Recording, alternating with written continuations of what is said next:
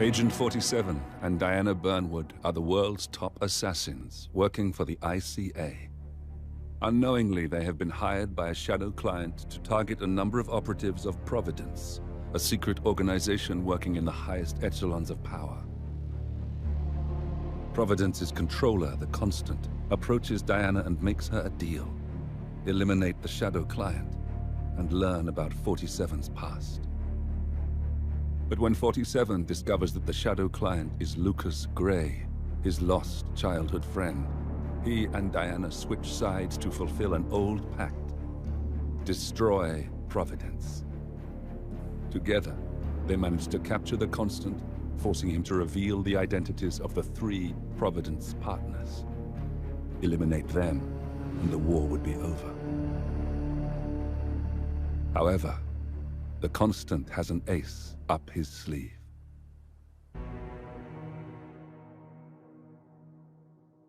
Look closer. In the shadows. Behind the everyday world. Beyond the headlines and the seats of power. A hidden hand.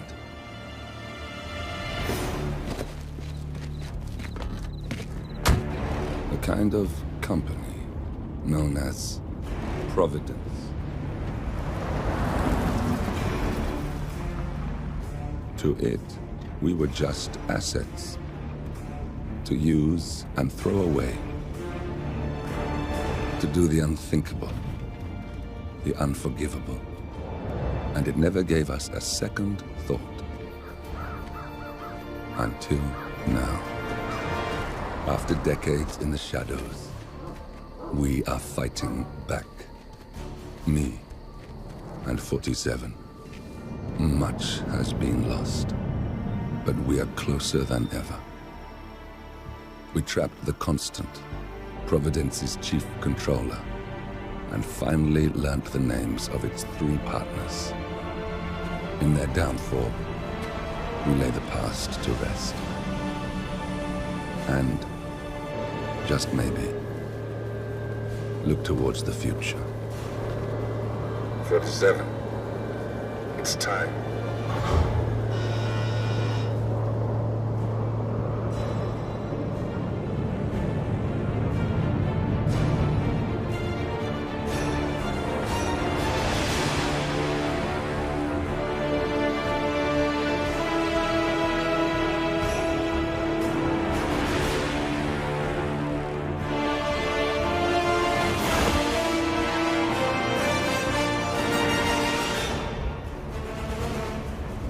Partners are down there.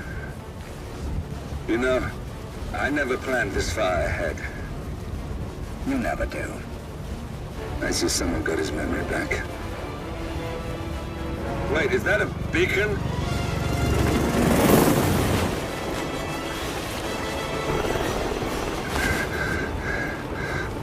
What the hell? Base. Alexa Carlisle's helicopter just took off. Confirm target locations, over. Diana, what's the status? Right. We have a situation. Carlisle has left the building. And I think I know why. The Constant has escaped. He persuaded one of the sailors into setting him free. And since then, he's been seizing control of Providence assets and resources. I can only assume Carlisle is rushing to contain the damage. If she slips away again... We'll keep track of her. Make sure she doesn't. Meanwhile, the plan stays the same. Your destination is the Scepter, the world's tallest building where the partners are laying low, courtesy of their host, Sheikh Omar Al-Ghazali. Marcus Stuyvesant is 5th-generation old money. His family made its fortune in real estate and banking, and were at one point the chief landowners in New York. Carl Ingram is a powerful Washington kingmaker whose family grew rich selling gunpowder during the American Civil War, and later established a globe-spanning empire in oil, coal, and steel. Both families long since retreated from public view, but their quiet dominance endures to this day. Now, the partners likely suspect that we're coming, so Mr. Gray will infiltrate building controls and disable all electronic doors and elevators. Stuyvesant and Ingram are about to find they have nowhere left to run. Right. This is our moment, 47. Providence ruined our lives with the flick of a pen. Today, we return the favor. Happy hunting.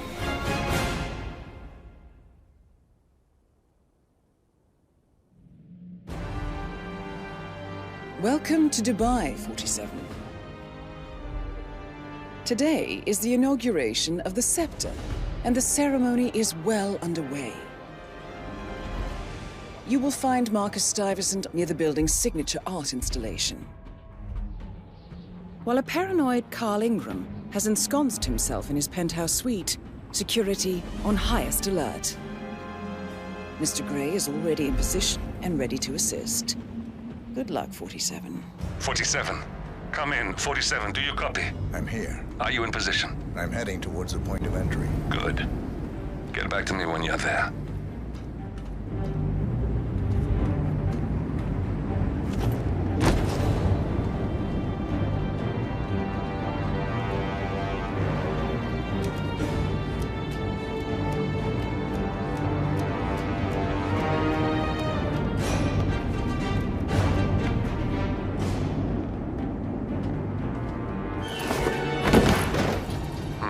Locked.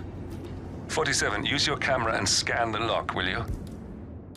I think I can override the Windows controls from here.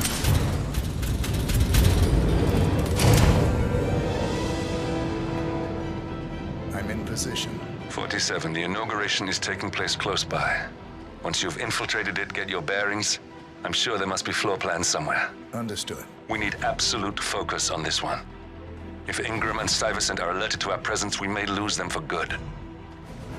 We are so close, 47. Don't worry. They're not going anywhere.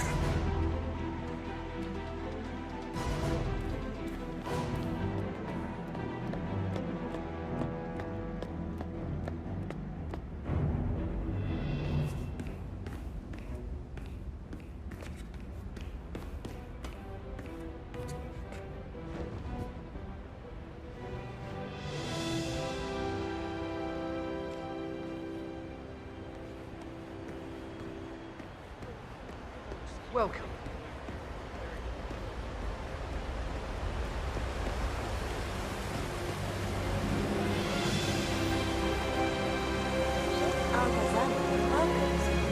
Welcome.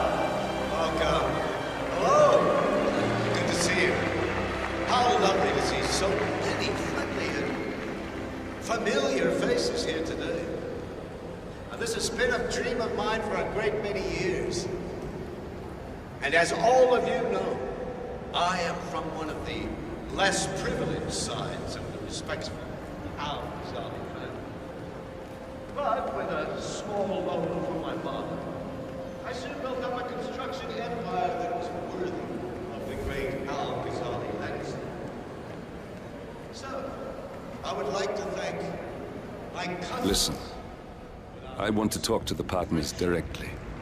Make them understand why all of this is happening. And that terminal gives me an idea. There's a server room near the Sheikh's personal reception. If you can gain access to it, we might be able to recover useful intel from it. We'll have to work together to hack the system, but it's our best shot.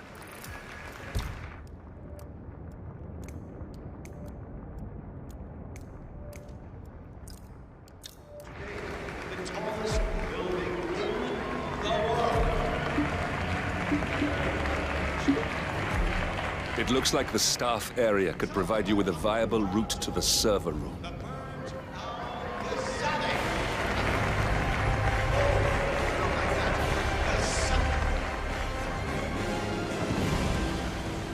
Now please, be my guests and celebrate.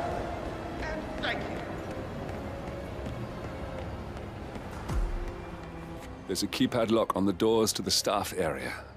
One moment. All right, try this. 4706. There's quite a bit of security here. One moment. You ready for some more fresh air, 47?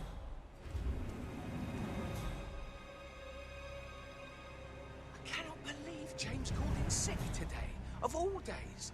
His Highness business has everyone working triple shifts. There's so much going on here. About staff upgrade, $6,000 for something you're just gonna walk on all day.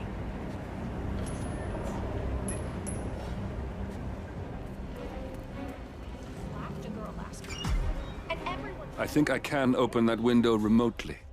Scan the lock with your camera and I'll have a try. Drawing blood.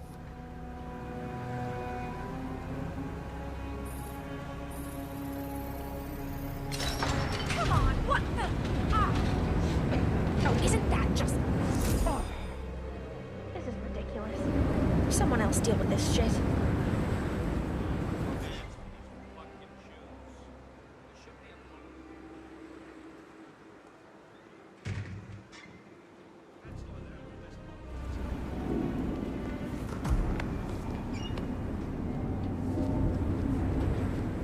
Sheikh Al-Ghazali is reaching out to his worldwide network of lawyers and financial contacts, attempting to restore the lost power base of the Providence partners. If Ingram and Stuyvesant were asked to a meeting, thinking they'll be told of new developments, I suspect they'd jump at the chance. There's a lounge area at the top of the building. It can be sealed off for private conversations. If we lure the targets there, they'll be trapped.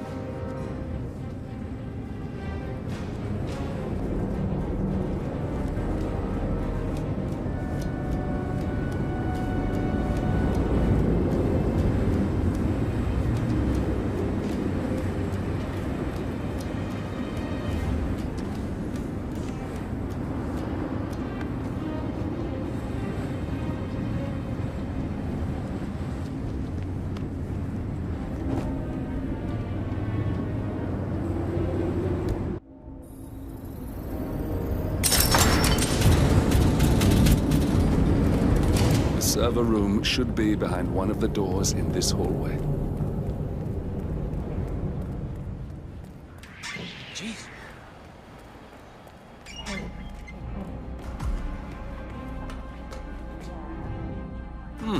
A calendar function. We can use this to summon the partners to a fake meeting, 47.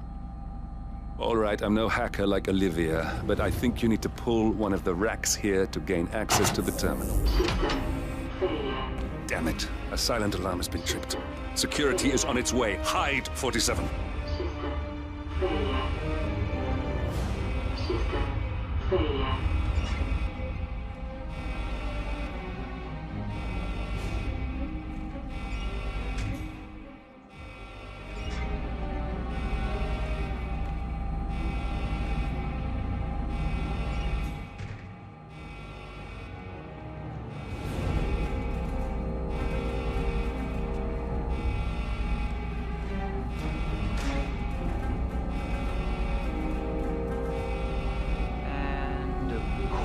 It's all fine here. Oh, I hate this system already. System online.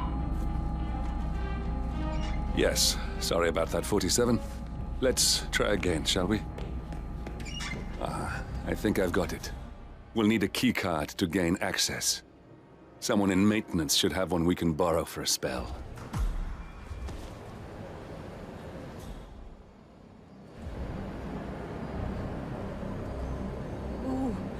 Ugh. No, just a bit of foil. Got my hopes up for nothing.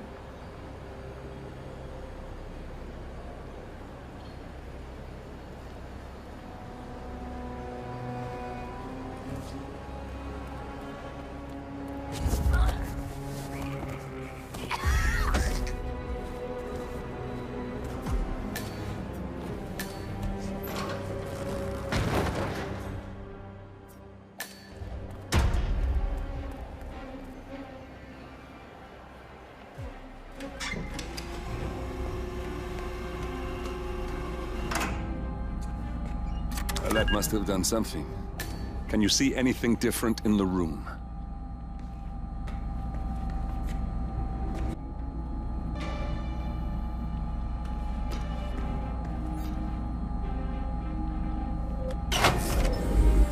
Good. We're in. Now all you need to do is access the terminal and use the calendar option to summon the Providence partners to a meeting.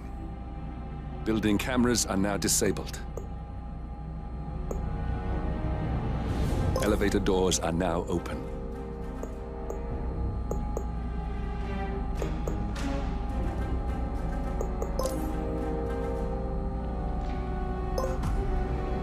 Good work. The meeting has been booked. The partners should be moving up here shortly. Huh. Looks like the lounge can be sealed off for private conversations. Handy. Excellent. I see the partners moving. You should join their meeting. Time to end this, 47.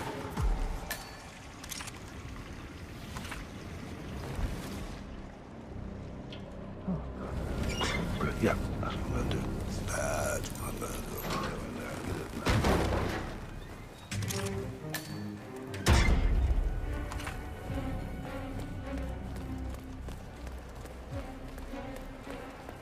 Hello. Yeah, just wanted to remind you about the lockdown drill tomorrow. That's right.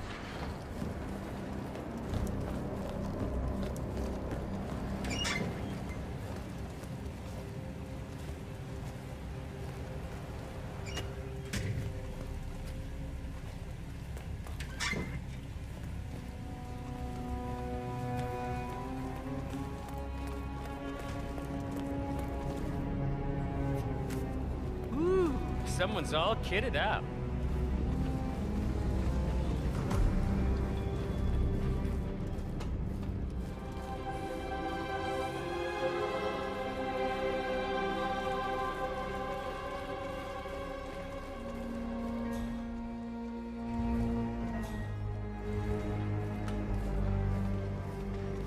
You on duty tomorrow? Yeah. Why? I just wondered if you got the briefing on the lockdown drill tomorrow? I got it. I'll get issued one tomorrow morning. You know how it works? Because I don't. It's easy.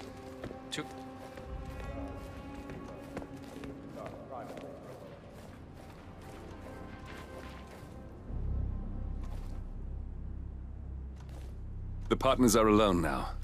I'll activate the panel controlling the room's security features. When you're ready, use it to start the show. Now we'll just wait for the partners to be alone. Leave us. Then you can activate the room's lockdown feature.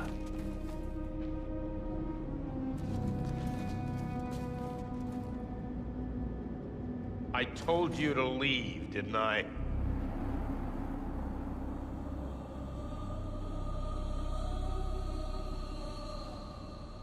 Please vacate the room. This is a private conversation.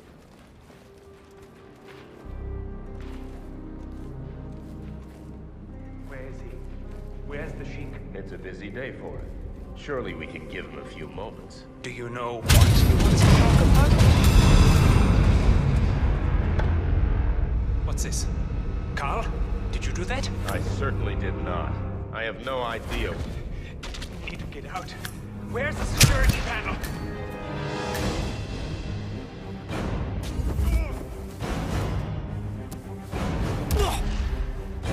All right, that's that then.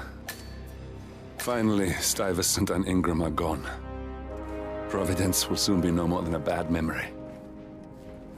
47. Thank you. I'll meet you at the rendezvous on the edge of town.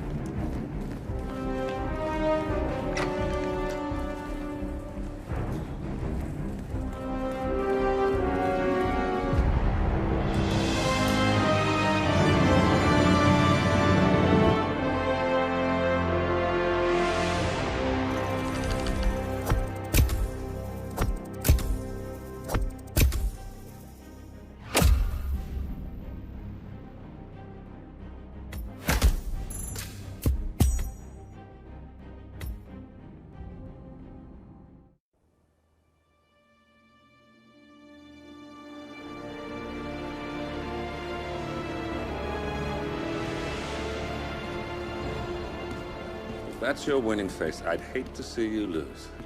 We underestimated the Constant. Yeah, he's a glorified desk clerk. He's not just after the money. He wants it all. We caught him once, we can do it again.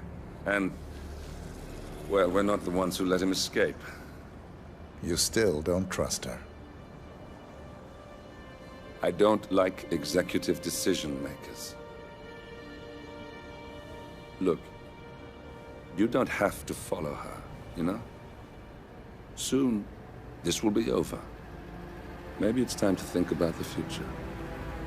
You have to face the possibility that there's no going back. If the ICA knows what you did... She'll make it right. She always does. We have a fix on Carlisle. Come on. We've got a plane to catch. I hope you like the rain, 47.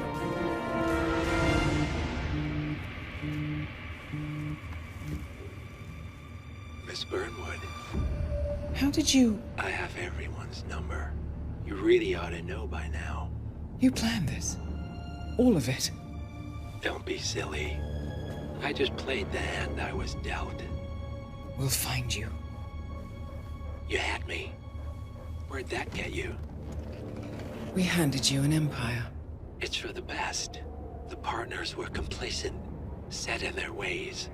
But power is more than just security. Providence can be an agent of change. Surely you understand. Or you will. Soon enough.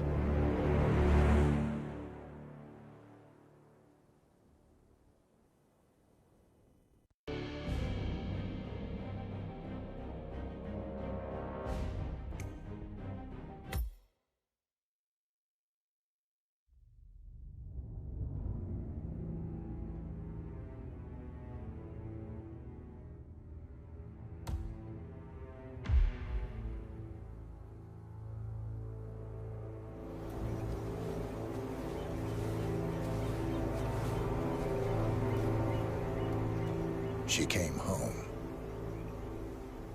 Carlisle's lost an empire. You fall hard enough, you tend to be reminded of what truly matters.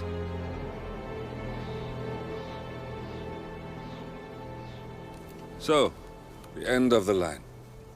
You ready for this? Are you? Who will you be, without a score to settle? I guess the world's most wanted fugitive will have to do.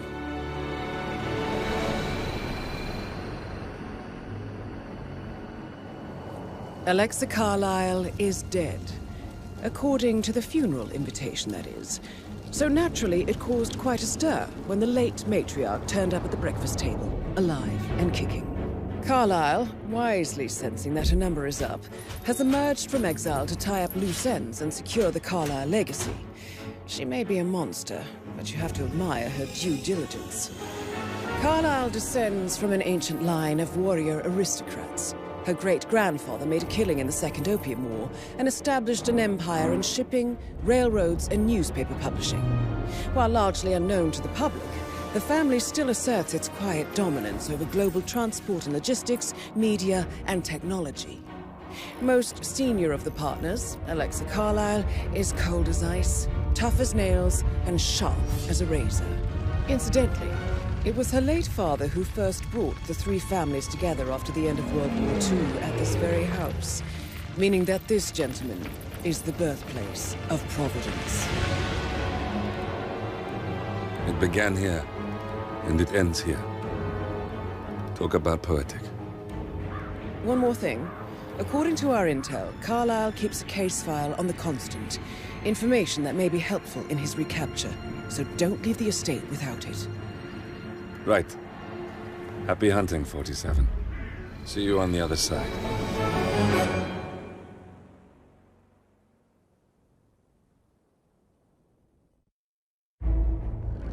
Thornbridge Manor.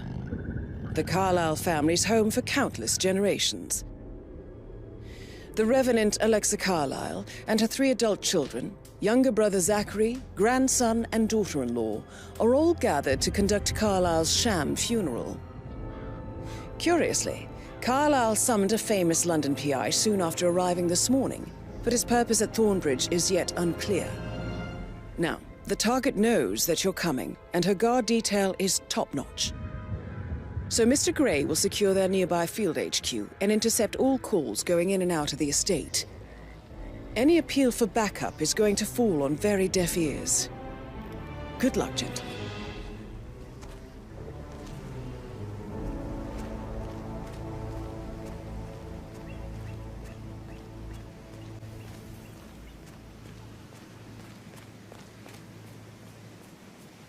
This is a private area, sir. Phineas Whitmer, private investigator. I have an appointment with Madame Carlyle. Please wait. Mr. Whitmer is here to see Madame Carlyle. You can go right in. That is Phineas Whitmer, the famous private investigator hired by Madame Carlyle this morning. I'm curious why he's here. Maybe you should do some detecting yourself, 47. A famous private investigator summoned by Alexa Carlyle has arrived at Thornbridge Manor.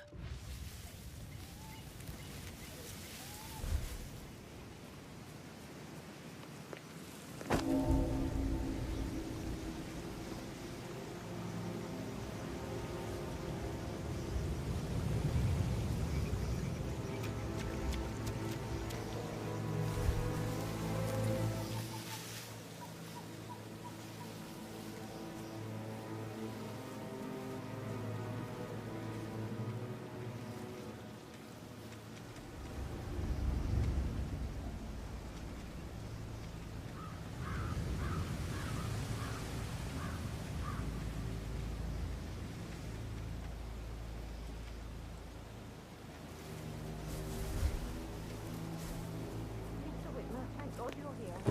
Can I take you to Madame Carlyle? Please do. If you'd follow me.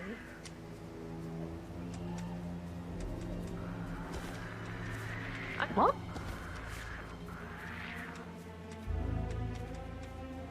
I'm sure I saw something. No, I'm just tired. I know I oughtn't say anything, but I'm so relieved you're here. Everything's just so strange. Preparing for Madame's funeral, and then she turns up alive. But then the awful business with her brother Zachary, and all this security. I've never seen a place guarded like this, and I dare say I don't like it at all. I told Kate about those texts. What did she say? Well, I thought she'd be mad at me, but she just thanked me. Said she understood the position I was in. We had a really good talk about it, actually. Oh, what did I tell you? She's a sensible woman. And that stuff from your ex was like manipulation 101. I know. I guess I thought she was gonna read into them and freak out. Say I must have done something to provoke her. Shit, man. Caroline's really hit a number on you. That's a bit excessive, I think. You know what we're doing, sir. Don't worry about that.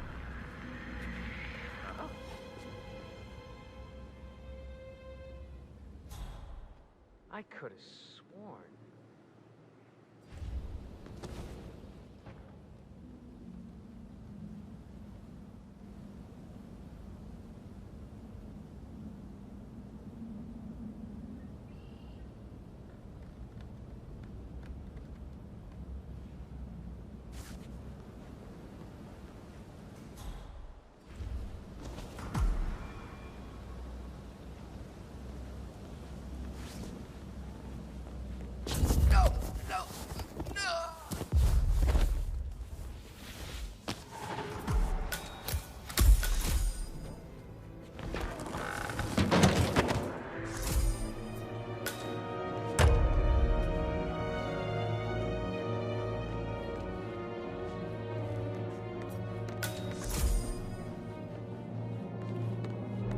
Mr. Whitmer, thank you for coming on such short notice. A great tragedy has fallen upon us, and I need a quick resolution, handled with absolute discretion. Results and discretion are my speciality. Very well. I suppose you will want to start at the crime scene. In my experience, a thorough examination of a potential crime scene is half the job done. Good. Fernsby will take over from here. I am Mr. Fernsby of Butler. Madame Carlyle has asked me to assist you in any way possible. Mr. Whitmer, I understand that you've traveled from London. Would you care for some refreshments? Or do you prefer to go straight to Mr. Zachary's sleeping quarters? I prefer to get started. As you wish. If you'll follow me, sir.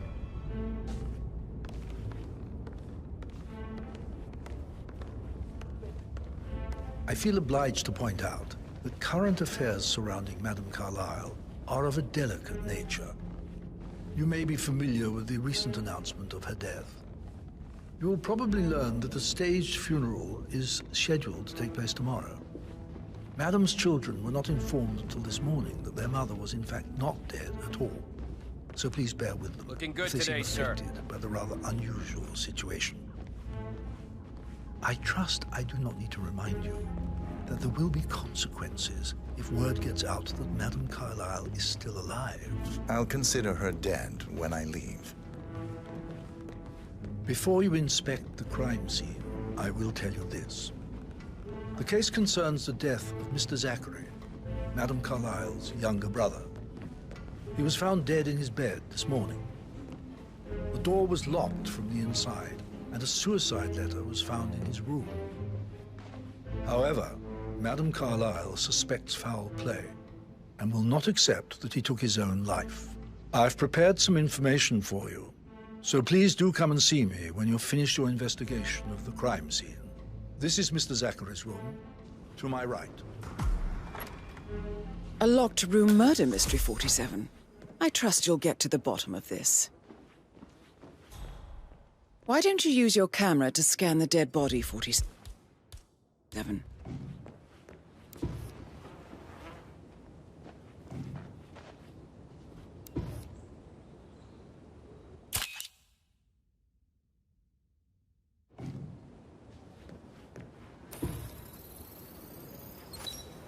Throat markings indicate a rare, short-lived plant poison killed him.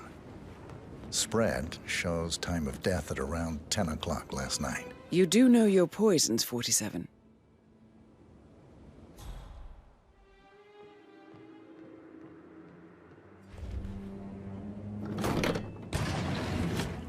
A hidden door. It's a secret passage. This could explain how the door was locked from the inside. A photocopy of the floor plans. Somebody's been researching the secret ins and outs of Thornbridge Manor. I'm sure there's more to find in Zachary's room.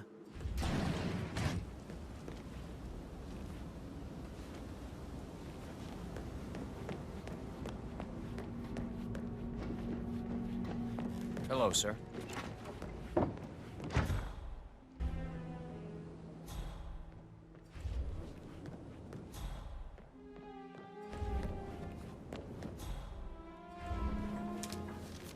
Zachary's suicide note. Also, a sample of handwriting. It could be relevant to compare to other samples to establish its authenticity. I believe you've done a thorough search of the crime scene, 47. Maybe it's time to see the butler. I'm curious about the information he's prepared for you. Zachary was shopping for new Wellingtons last night. Not exactly what you would expect from someone suicidal.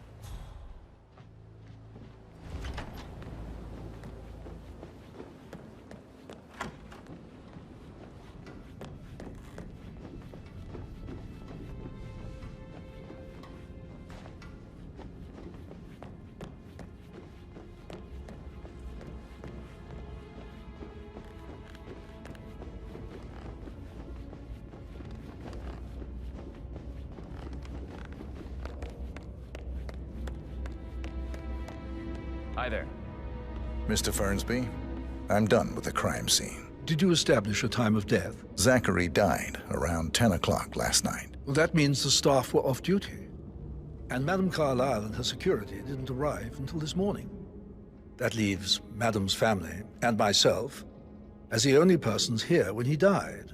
And before you ask, no, I do not have an alibi. I was alone in my office at the time of death. Here's the material that I prepared for you. It's a list of the possible suspects and their quarters. Hopefully that will help you keep track of your findings. Please come and see me when you've solved the case, and I will take you to Madame Carlyle. This is very useful information, 47.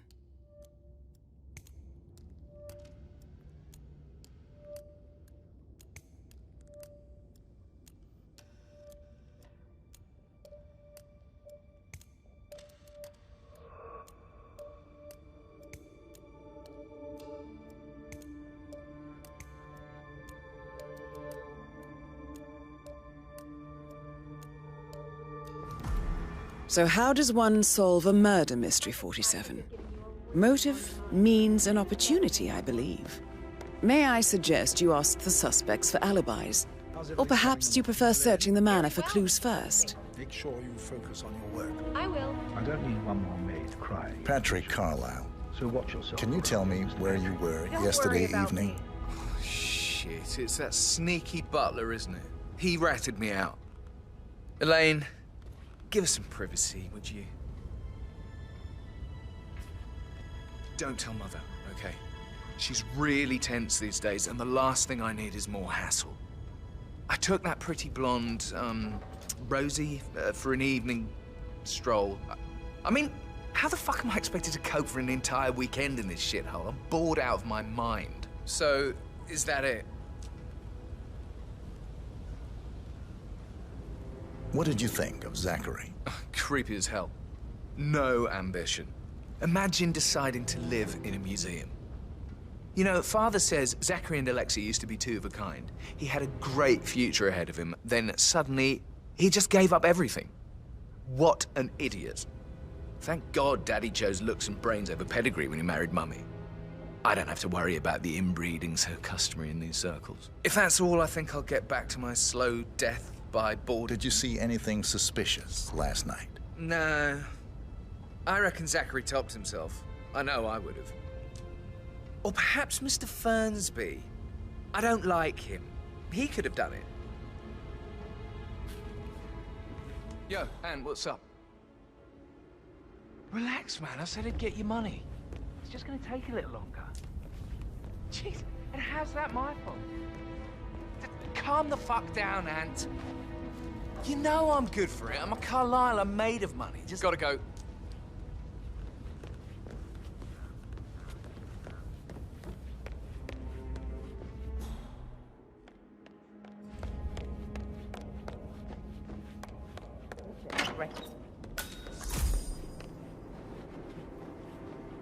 Gregory Carlisle, can you tell me where you were yesterday evening? Oh, you're wondering about my alibi, Mr. Detective. Well, I left Thornbridge around 8:30 for a pint with Edward. I wish I hadn't. Quiz night at the inn. On the other hand, staying here with Zachary, my obnoxious sister, and the wife sporting another one of her headaches would have been a fate worse than death. The short of it, Zachary was very much alive when we left. I stayed for the last shout, and I was back here just before midnight. Anything else you want to pry from my... Tell me about Zachary. Zach? Huh. Such a sad old sod. A bit heavy on the bottle, but who could blame him? Only company he had was his rare plants and Mother, who travels more than she stays here. Honestly, I can't say which is the bigger ball. He's better off dead. Is that all? Not very... Anything else you'd like to tell me? Nothing, really. I'm just enjoying the show. Our perfect mother obviously fucked up, didn't she? Faking her own death. You know, she's explained nothing to us.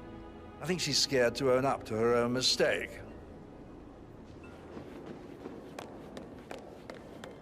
Emma Carlisle, can you tell me where you were yesterday evening? Surely I'm not a suspect. I need to account for everyone. Well, I spent the evening with my family, but I got an awful migraine and had to take to bed.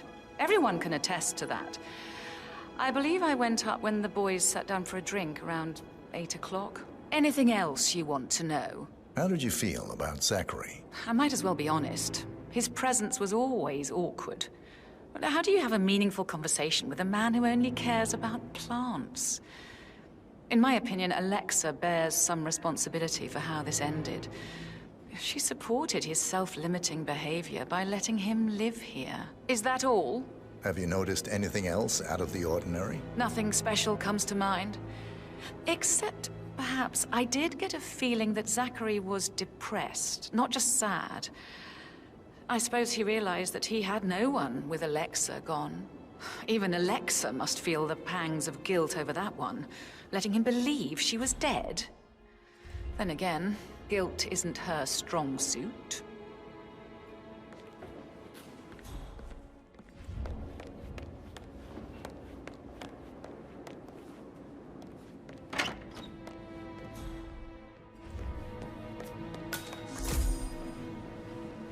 Professor Edward Carlyle, can you tell me your whereabouts for last night? Oh, yes, this dreadful business with Zachary.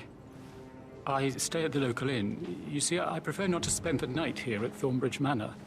My brother Gregory came along for a nightcap. He'll never admit it, but I think he understands that I find this whole thing upsetting and wanted to provide some comfort. I believe we went to the Stag's Head around 8:30. If that's all, I have a speech to write. Can you tell me about Zachary's behavior last night? I certainly didn't expect him to commit suicide. Sure, he was upset by Mother's supposed death. We were. But he seemed more engaged than usual. You should ask Rebecca. They had a long talk. Did you know that he hadn't left Thornbridge Manor in nearly 50 years? His plants, Mother, and the staff, all the company he had. Anything else I can do? Did you notice anything else out of the ordinary? You mean apart from the fact that we came here to bury our mother and she shows up alive and kicking? Zachary found dead in his bed this morning? Or perhaps that the planned funeral is still taking place and I have to do the eulogy? And Mother will surely have a strong opinion on it afterwards. I can't breathe. Excuse me.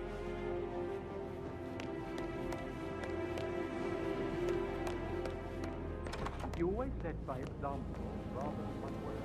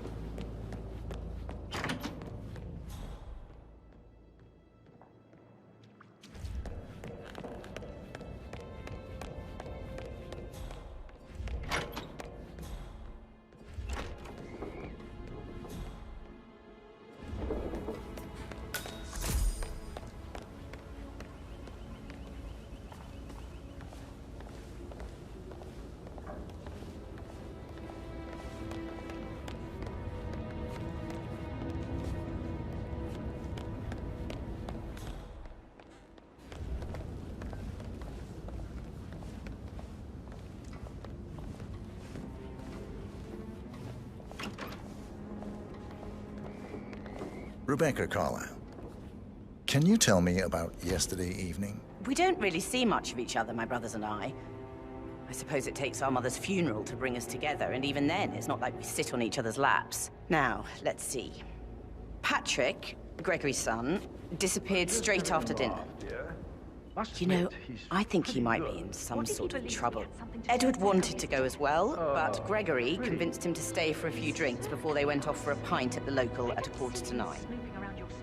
I swear Gregory enjoys Edward's discomfort over staying here. I had a conference call with my New York office at 9, so I spent 3 hours on my laptop in my room and went straight to bed afterwards. I don't know about Emma.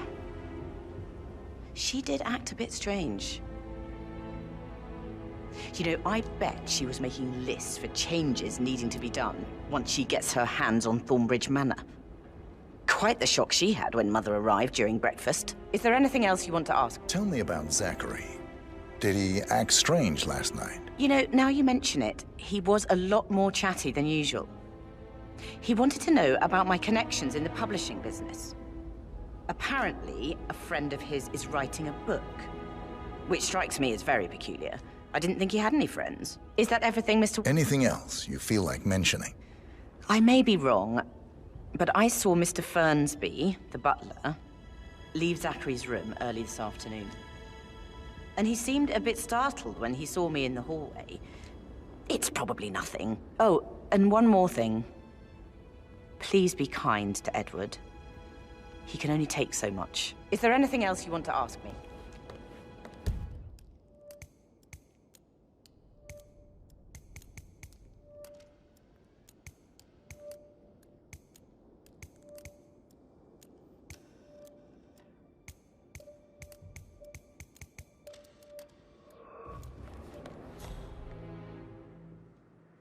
Hey, how you doing?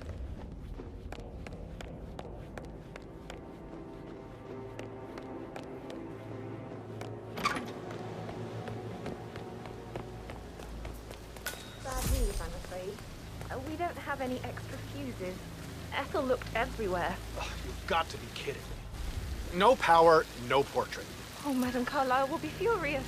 She expects the family photo to be done any moment now.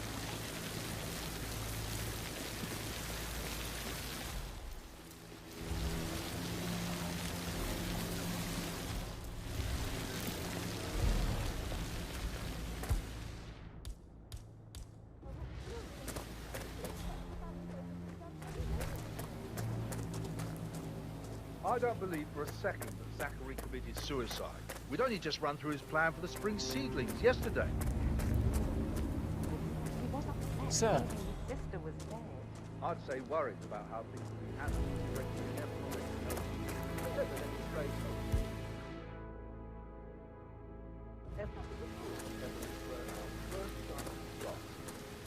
Now we'll never know. Oh my, you're taking this hard, aren't you?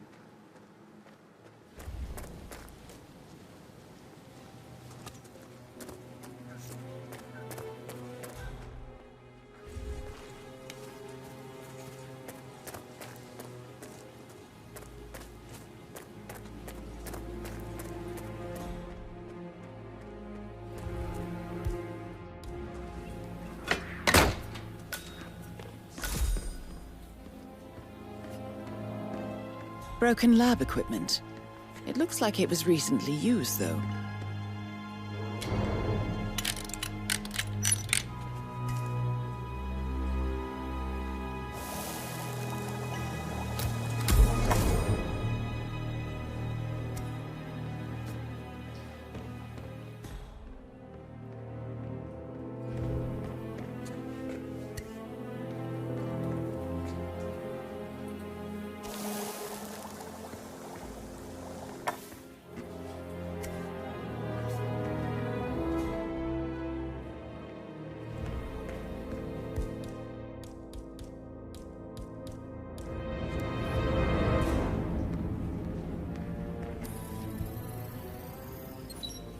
This is a table showing lethal dosages for the poison used to kill Zachary. Something is circled 47.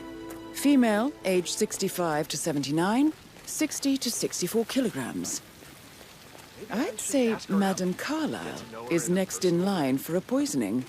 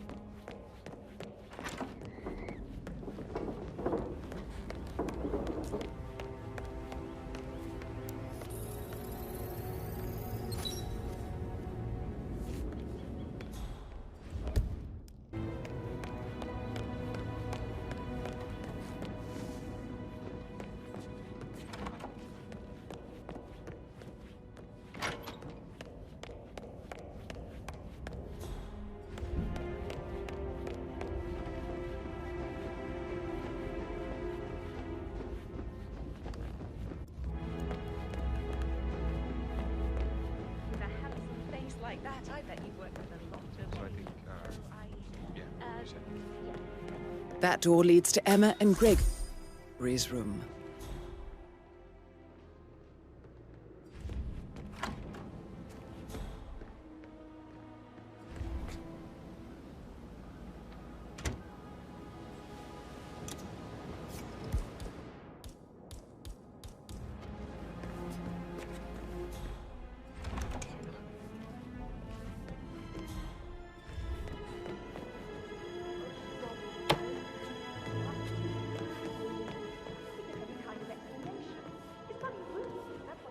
Hello, sir.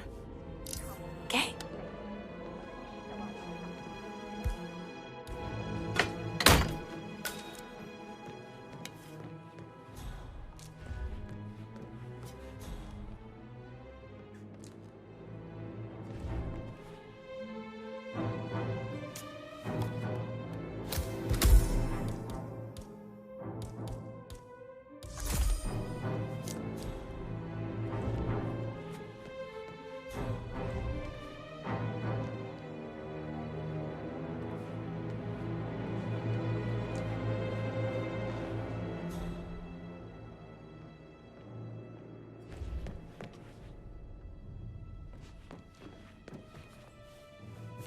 Now this is interesting, 47.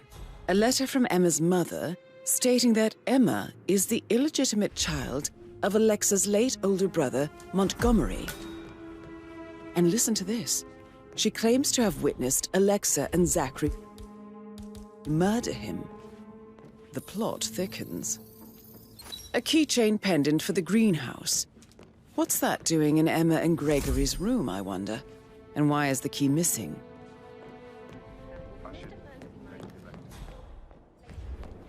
You have uncovered enough evidence to tell Madame Carlyle that Emma is the murderer. Quite the detective, 47. I'm impressed. I suggest you go tell Mr. Fernsby. Unless you think there are more secrets to uncover.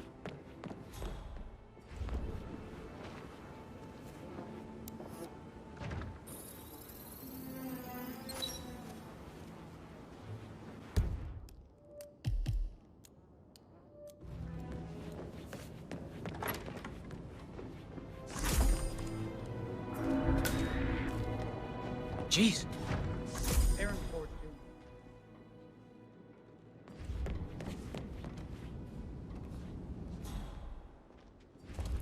That is the door to Rebecca's room.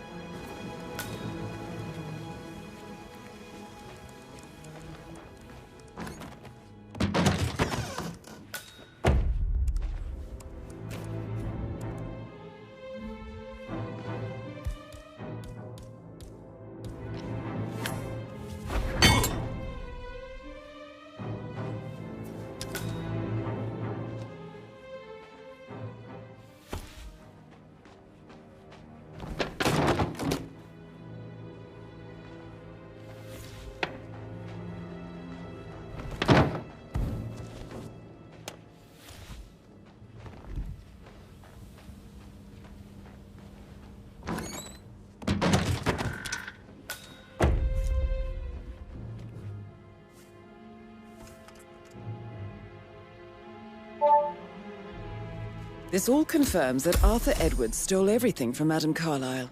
Perhaps you should let her know how bad it is, 47.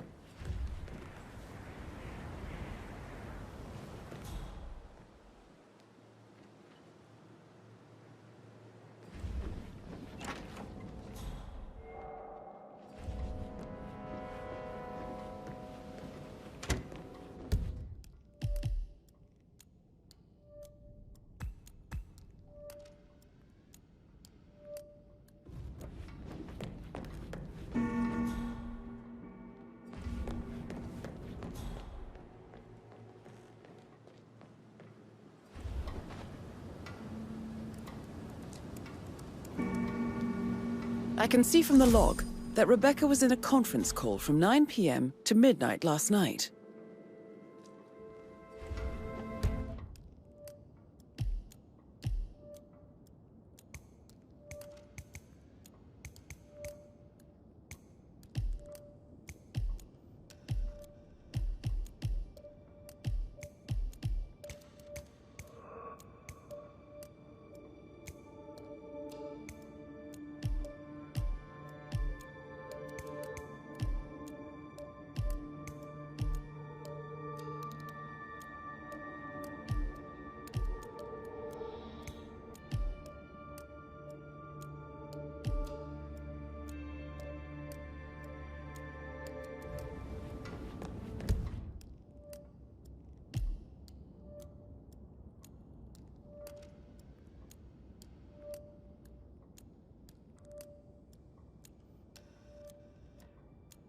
I received a full token from Milton Fitzpatrick London Bank. Did I understand correctly that I should give it to Rebecca in case of your death? Exactly. She holds the other one. I want her to have the file on Arthur Edwards if I die. You're not fearful she'll be in trouble?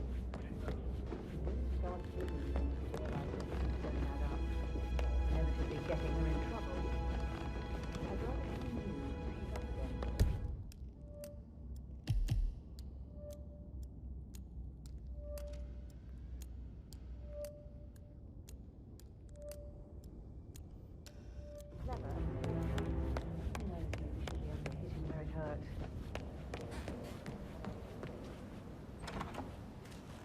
That is the door to Mr. Fernsby's office.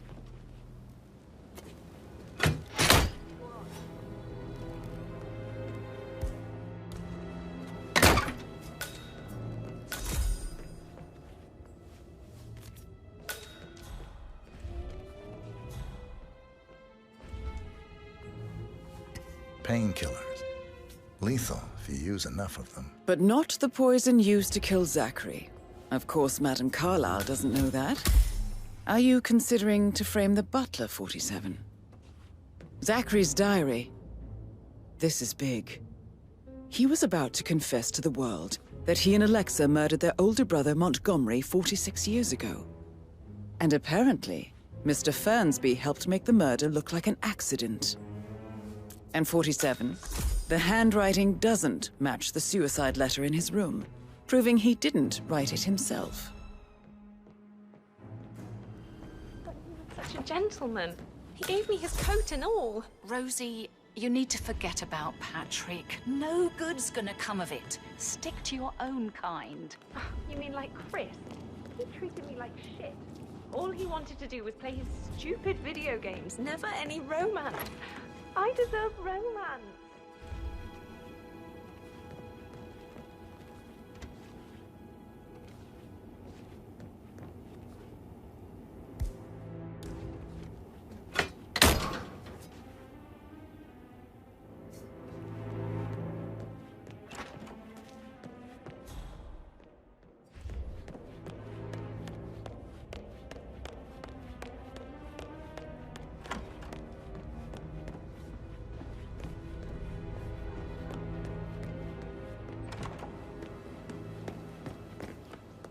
Did you give the...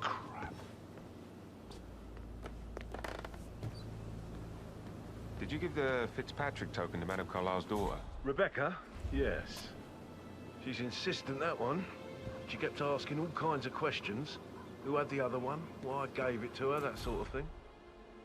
You did make sure she didn't see you give the other one to the butler? Oh, of course.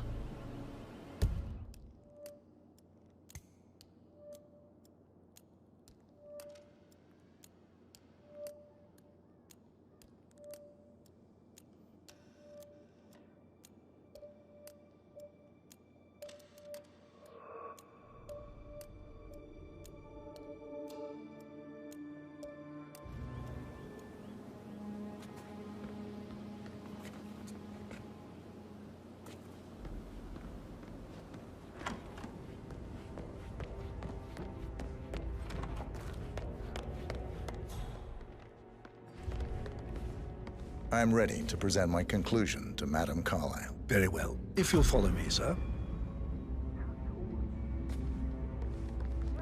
Looking good, looking good.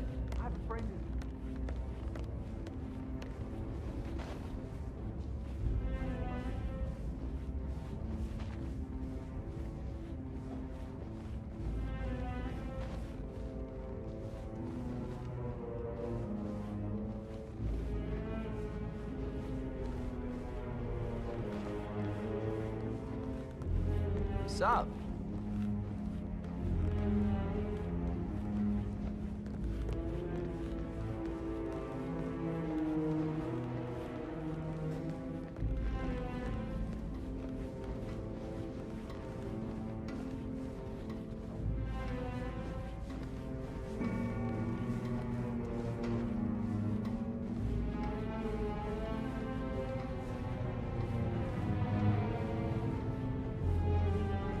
How are you?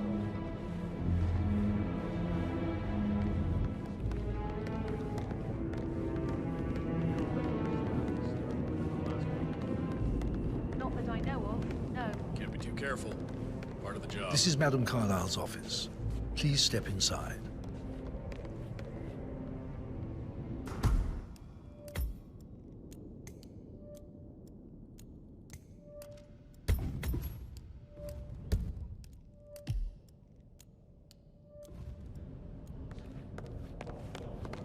I can't forget his eyes.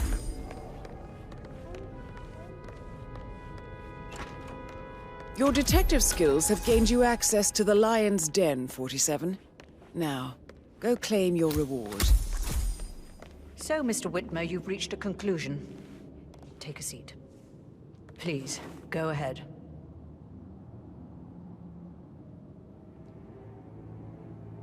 Your niece, Emma Carlyle, murdered your brother Zachary. My niece? Emma is not my niece. She's my daughter-in-law. And your niece. Emma is the illegitimate child of your late older brother Montgomery, who you and Zachary killed 46 years ago. That's preposterous. You asked me to find out what happened to Zachary. Would you rather not know? No. No, go on. I found a letter from Emma's mother, Jane, who was the fiancée of your older brother at the time of his death. She witnessed how you and Zachary pushed him off the balcony. She believed you did it to steal the Carlyle empire from her and her unborn child. And she raised Emma to reclaim what she lost. Marry your heir, Gregory, get revenge, and secure the Carlyle empire for her bloodline generations to come. Emma is the daughter of Montgomery and that local girl, Jane. She is. Well, the girl got it wrong. I didn't steal anything. I did what was necessary to protect the future of the Carlyles. Montgomery wasn't cut out to take over from father. All heart and no balls. Emma used the funeral gathering to speed up her installment as the lady of the house, seizing the opportunity to stage Zachary's suicide. She did her homework, used a poison made from one of Zachary's rare plants, found old floor plans from Thornbridge Manor to gain access to his room through a secret passage. That scheming bitch. More than you think. I found proof that she will try to poison you next. Well, I'll have to take care of that. Thank you, Mr. Whitmer. You have not disappointed. I promised you I would reward you generously if you solved the case. So, what do you suggest? I want the file you have on Arthur Edwards. Edwards, the Constant. But how do you... Oh, I see. I expected you might show up. But to kill me, not help me. But I've been wrong on so many things lately, so why not this one? I will give you the file on Edwards. You've earned it. I don't suppose I could convince you to deal with my daughter-in-law now you're here. I would like to see her dead. No? What a shame. I'll have to see to it some other way then.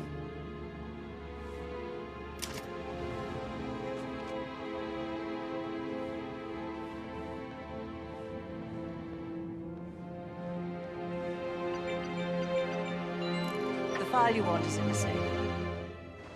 God, I hope you get Edwards and make him hurt. I need some privacy. Thank you. Good work, 47. That's the file on Arthur Edwards secured. Time to take care of Madame Carlyle.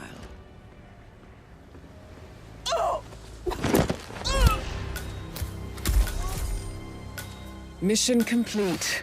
Well done, 47.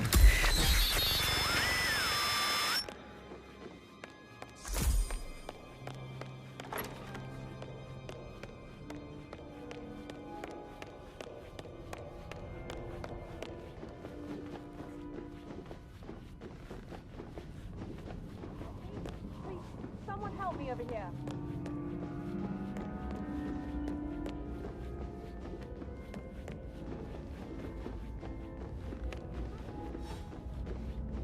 Bad things going on.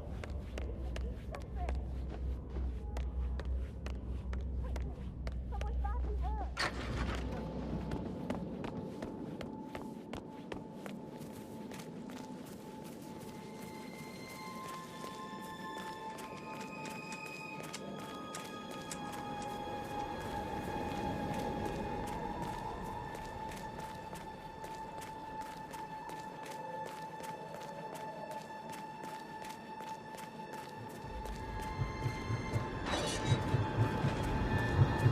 47. They're everywhere. Go, get out! It's the Constantine. Shit!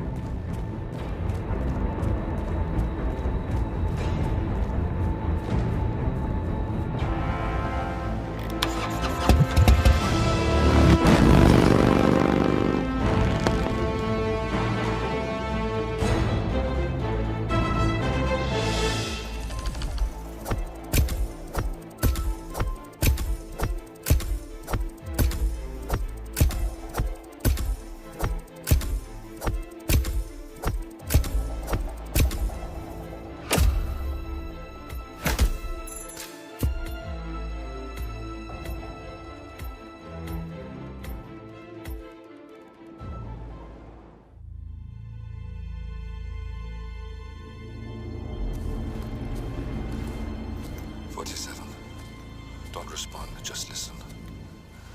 Diana can't help you now. You need to find Olivia. She will know what to do. I wish there had been more time.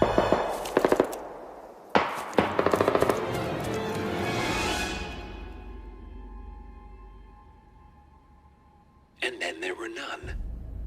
Thank you, Miss Burnwood. Now, it's my turn.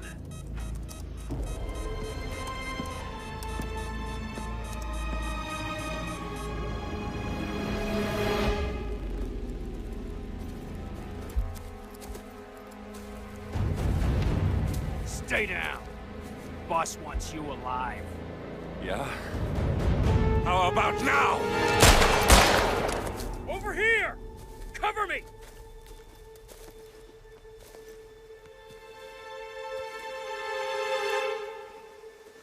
Walk away! Or what? You gonna take us all on? Don't. Tell the Constant to start running!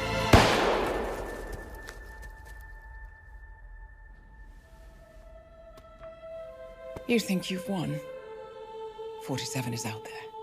And 47 never misses his mark. Neither do you, Miss Burnwood.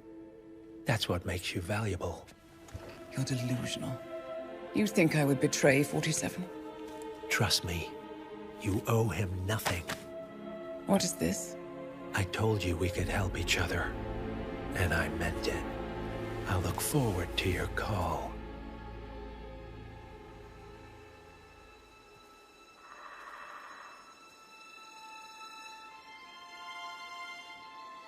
Gray is gone. Go to Berlin and stay out of sight.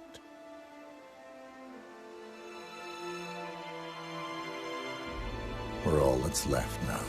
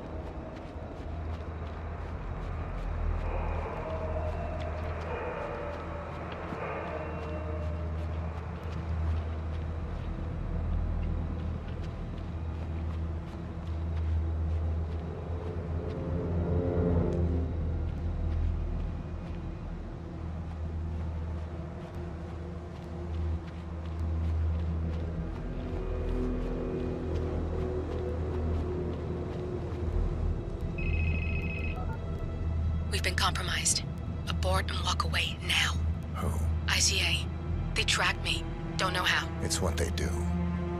How many? One prime asset and a whole pack of up-and-comers. They've infiltrated the club searching for us. Christ, I think I killed one of them. Get out now before they spot you. No. They found us once. They'll find us again. Keep your head down. I'll take care of this.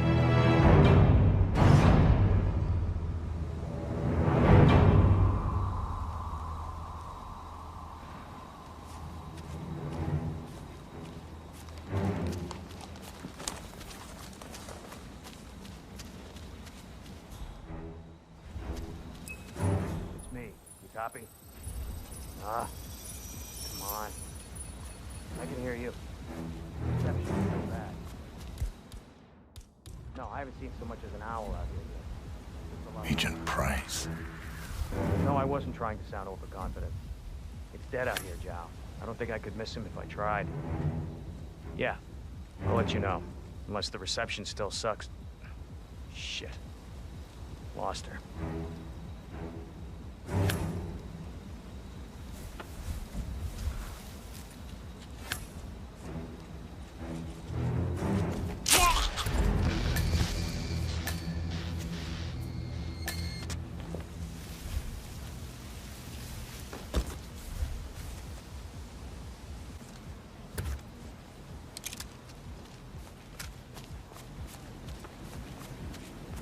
This is like looking for a needle in a haystack. Just keep trying, Agent Montgomery. Our client considers Agent 47 and Olivia Hall as a serious threat. You can't underestimate them. I never do, Zhao. We'll find them. We're all in position. Good. Report back to me if there's anything. Don't worry. See what that was. Let's go. Got it. About this, but Beautiful.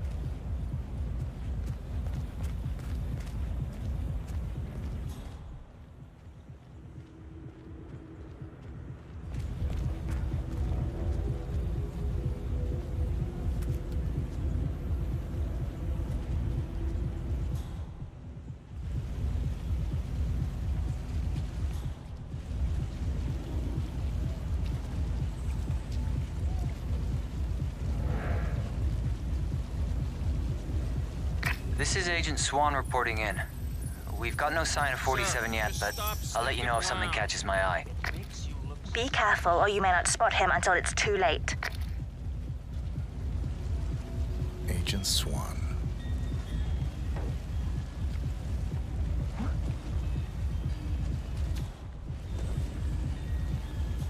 dude, you know that's very suspicious behavior, right?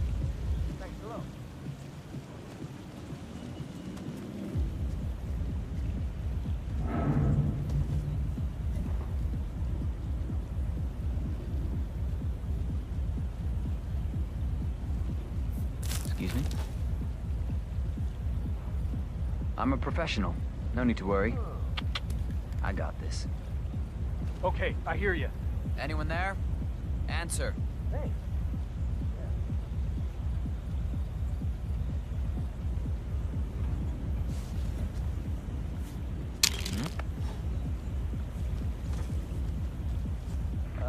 Got some strange noises here.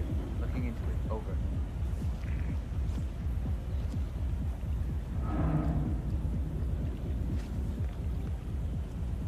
Hey! Come out if anyone's there.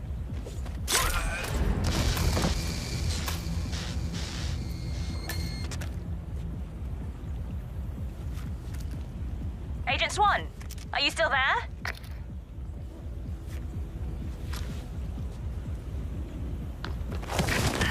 That's 2.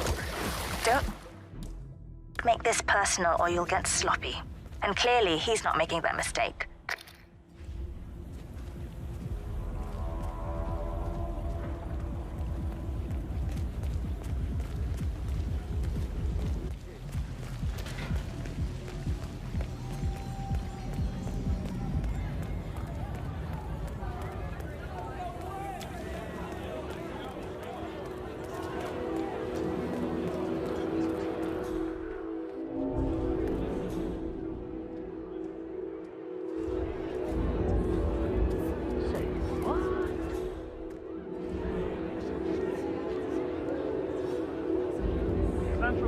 Some crack is hauling something around.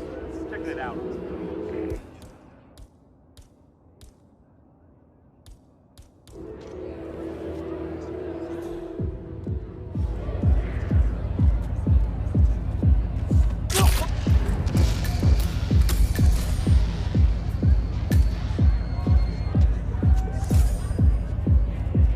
Davenport, come in.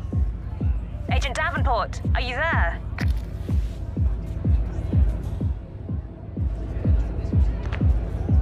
We've lost a third. We're paying for our mistakes with blood. Stop wasting time and end this.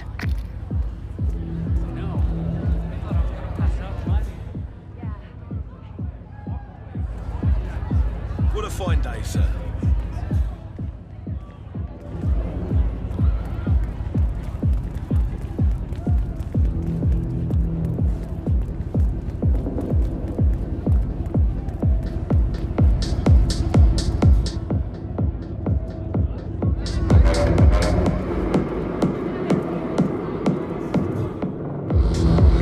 Something doesn't feel right about this.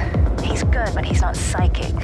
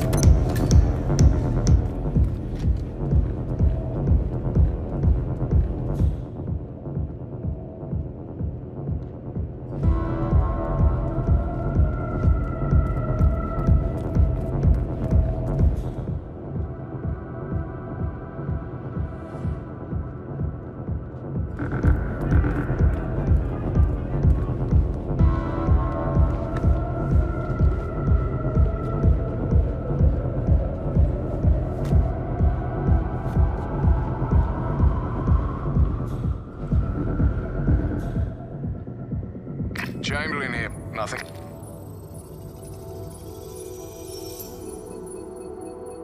Agent Chamberlain.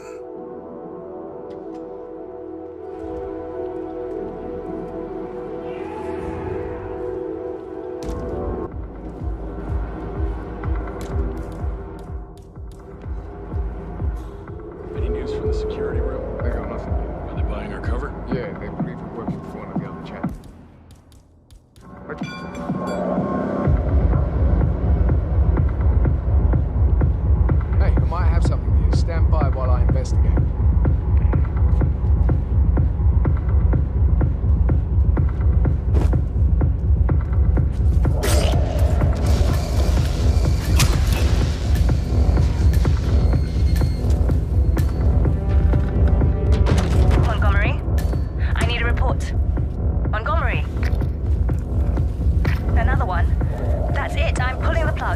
Get out of there, now.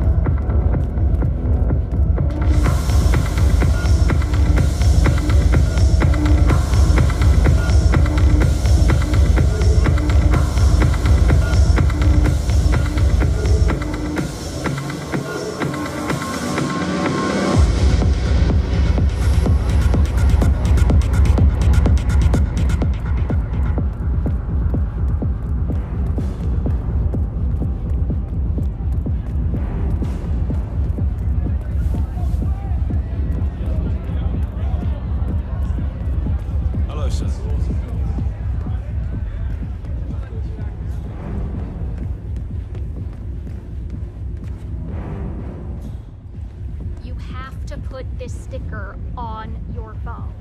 No photos allowed.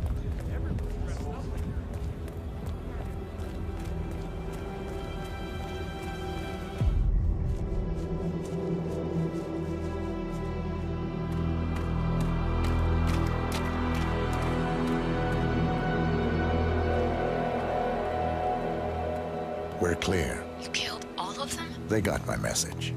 Where are you? Diner. Up the main road. On my way.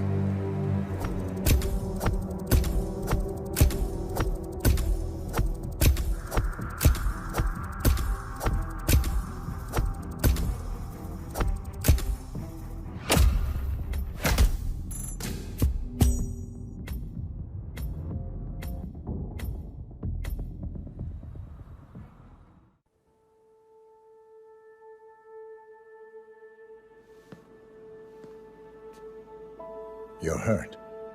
You should see the other guy. Never killed nobody before. What you did back there. You really are all Gray said you'd be. 47.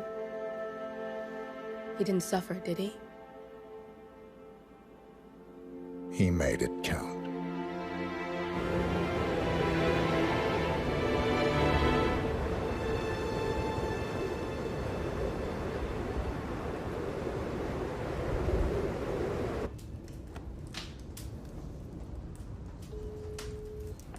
Bruised but not broken. I'm glad. It's time we start afresh, you and me. Get to the point. You and your friends pulled off the impossible. You stormed the heavens, took down the untouchables, And yet, here we are. Status quo. it just goes to show you can't fight power, Miss Burnwood. Power never dies, it only changes hands. The best you can do is claim it. I never cared about power. Power is a tool, Miss Burnwood. It's the thing that gets you to the thing. As the next constant, you can be the agent of change. Transform the system from the inside, or be transformed by it. No risk, no reward. I'll need to think about it. No, you won't.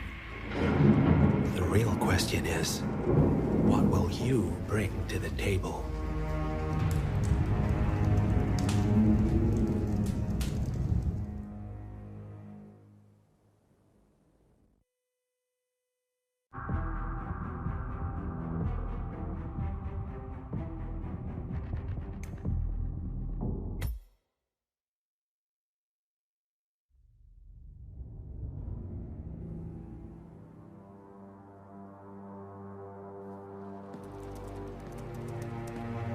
Look closer. I'm telling you, the file is trash. The Constant doesn't so much burn his bridges as blow them up. Arthur Edwards, whoever he was, don't exist anymore. His personal data somehow deletes itself from any system that records him. Way beyond advanced. The partners spared no expense to make sure their controller would be untraceable. How untraceable? Look, I did what you asked, but Gray's gone and I'm no Diana. I'm not who you need right now. You gotta be kidding me. ICA? I used every encryption known to man. Who are these guys? The best. It's only a matter of time before they get lucky. We need to take them down. You and which army? I know where the agency stores its files, mission reports, client data. If we leak it to the public... You want to whistleblow the ICA? It's the path of least resistance. Turns out, you are who I need right now, Olivia. I do this, and I'm out. So, what are we breaking into? Data facility in Chongqing, China. Run by a man called Hush. Of course. The ICA site in Chongqing houses the agency's data storage and analyst division. Needless to say, security is daunting. The state-of-the-art server vault is biometrically wired to the facility's 2 overseers. Imogen Royce, behavioral analysis pioneer, and Hush, a data security guru with a taste for fringe transhuman experimentation. Tell me about Hush. A former cyber terrorist for the Ministry of State Security in Kadanyang, who fled his country after one of the Po regime's periodic purges. He made a career doing cybersecurity for dark web deplorables, human traffickers, organ harvesters, scum like him, with no code or conscience. ICA sure can pick him. No offense. Can you disable security? A dual authentication protocol ensures that any handling of data must be directly authorized by Hush and Royce. The proverbial human factor device to make the system impenetrable. Luckily, I found a loophole. If both overseers should unexpectedly die within a short space of time, the system reverts to a temporary fail-safe protocol, which I can bypass. Take them off the board, and you'll have free access to the data core. And I'll handle the rest. And you're sure it'll work? Look, I know Hush. If I'm wrong, we won't live long enough to regret it. All right. I will leave you to prepare.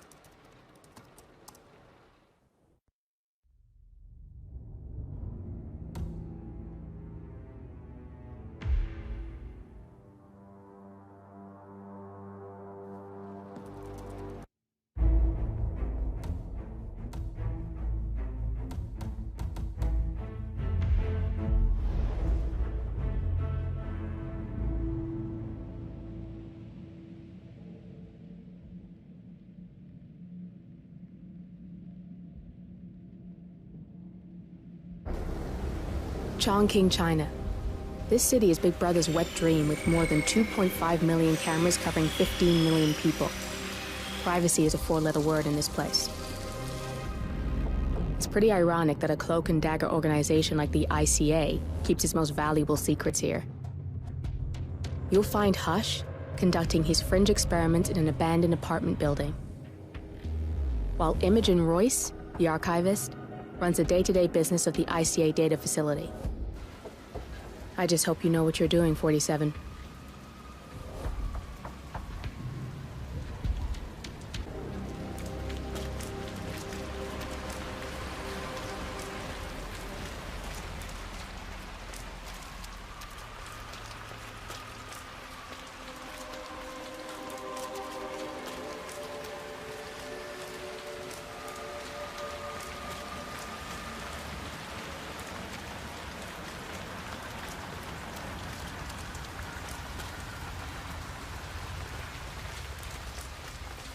So late.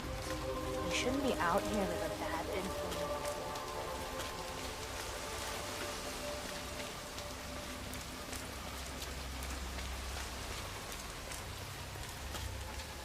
Ah, my knee is so sore. Like that. I fell over.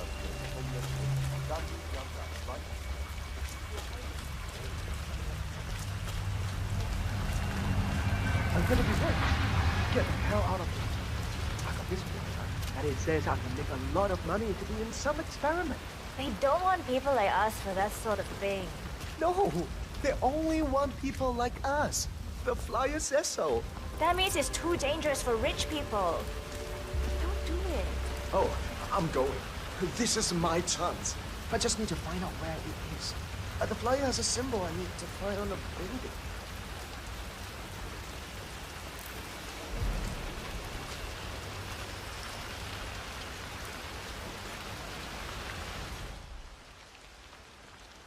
I'm gonna get an umbrella when I'm rich. And boots. Sit up.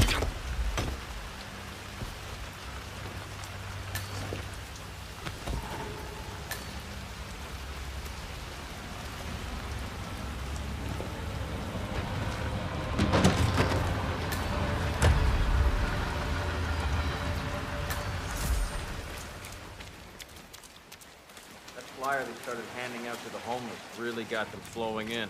Yeah, but it creeps me out how they're different when they...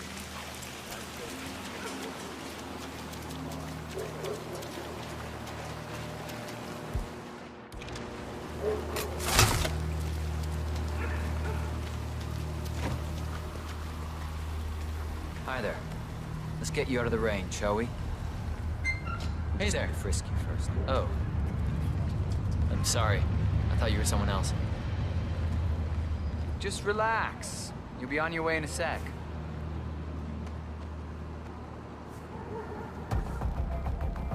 All right. Follow me. Good job, sir. Thank you. God. What's that smell? It's you. Oh, how can you stand it? Your clothes are so filthy, I can literally taste the stench. When did you last change your outfit? Seriously. I change my clothes all the time. Yeah, I bet you do. It's in there. Go take a seat. They'll get you and the other guys to sign up. Full compensation for the above mentioned is part of the agreement when signed, and you waive all future rights to seek further compensation. Yes. Who would you like to benefit from the proceedings if you yourself are incapacitated? Would you excuse me?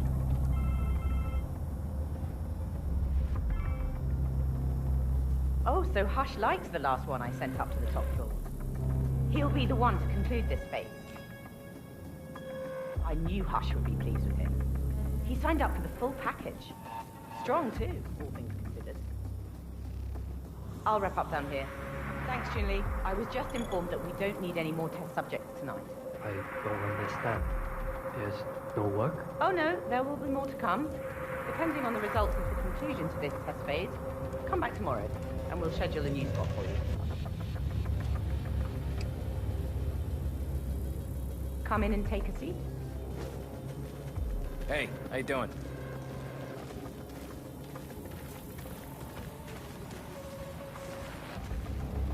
I'm sorry to inform you that we have all the test subjects we'll need for tonight. But you're welcome to fill in your information now and come back tomorrow. A guard is waiting outside the door. He'll escort you out of the building when you're done. Help yourself to an apple. For your trouble. I do need my vitamins.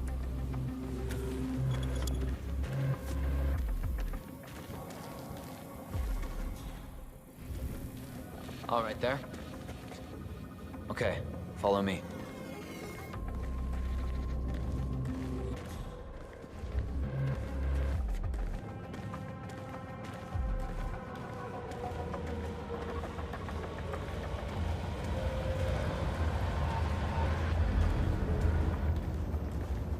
I need to get you out the building. Come on, now.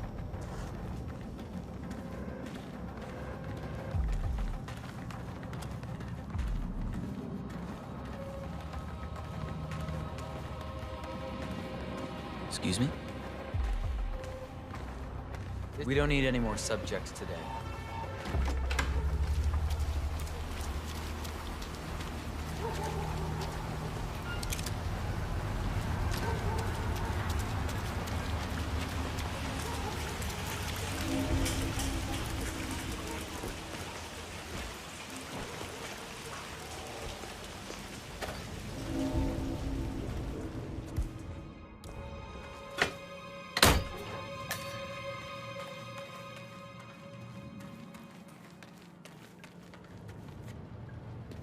You know, I enjoy your company. That's nice. Me too. Yeah, that last guy wouldn't shut up about the experiment. An hour. What are those?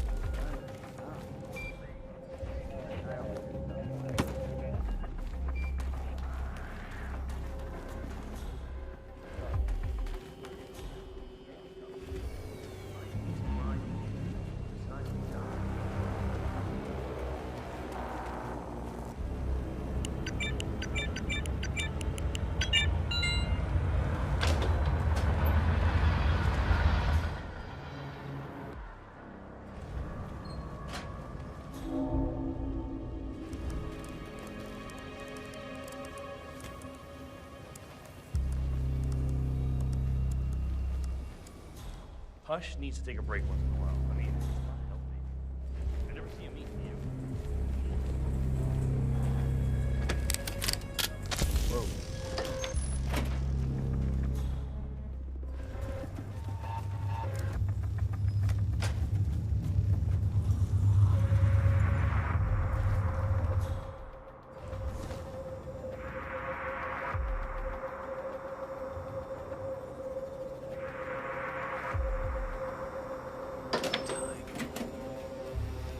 Flip it. You're on, baby. Yes!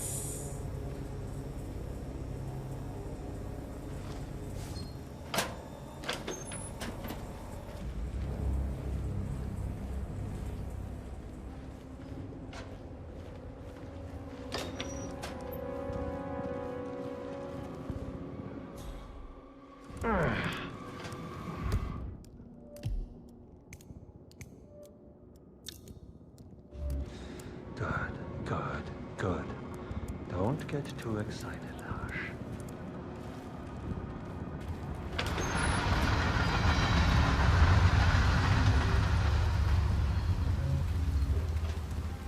Where's the final test? Everything is ready. This is the motor control phase of my experiment. He's in the bathroom, having second thoughts about signing up. Make him come out. Great. That final experiment. I don't want to hear it. Get him out. Really change things. My family would be so proud.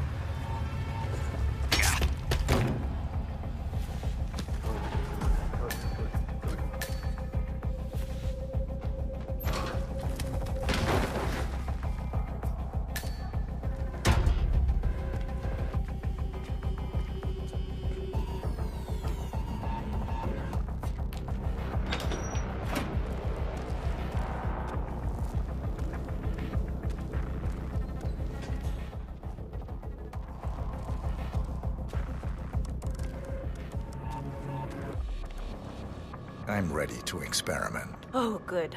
I'll let Hush and Sister Lei know.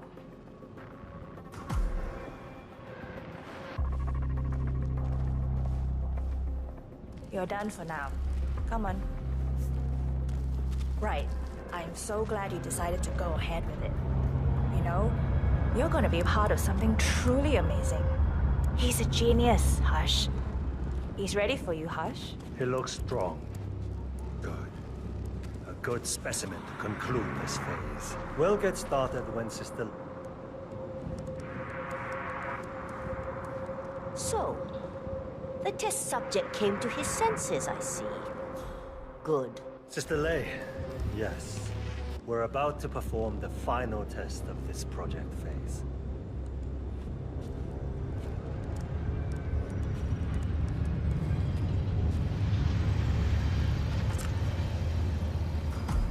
Sit down. One-on-one with Hush 47. Make Ready him when hurt. you are. Junli, let's start at 100% signal strength. No. I mean, no, there's no need. The subject is clean, cooperative. I was thinking 25% and then adjust if necessary. 60% is minimum. We'll get no motor control below, and I'm not wasting my time. But... 60. Log concluding experiment H109 initiated. Run calibration 60%. Signal strength 60% confirmed.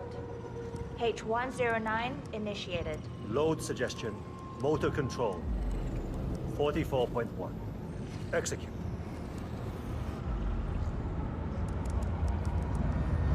The signal's too low. The signal's too weak. We'll get nothing like this. Go to 100%? It's not safe. You've been working too hard. With your condition, it can cause you real physical harm. It's safe. You're strong. You can overcome it. 100%. Do it. Log, continuing experiment H109. Run calibration 100%. H109 initiated at 100% signal strength. Now I'll see you do as I command. Identify impulse string. Load suggestion motor control. 44.1. Execute. Nothing. He is a strong one. I can get to him. Damn it. It's too low. He's got spirit. Come on! Do this. Abort! You're going too far. No. He's on the verge to break him. Go higher. It'll kill him. It's already way beyond reasonable intensity. This subject is abnormally resistant. He's no match for Hush. Nothing worth shit ever came to be without pain. I am calling it quits, Hush. You need rest. Okay. A short break. I'll return with a clear head. God damn that assistant. If they up the signal, it will kill him. Stay here, okay? Don't even think about getting cold feet again. Please. I'm here to the end.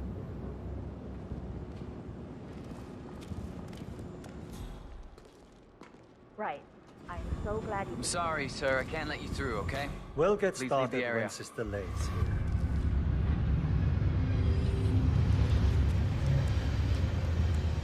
Right. I'm so glad you decided to go ahead with it. You know, you're gonna be a part of something truly amazing. He's a genius, Hush. And this is groundbreaking research. It's an honor, really. But, he's under a lot of pressure these days, so if you could just go a...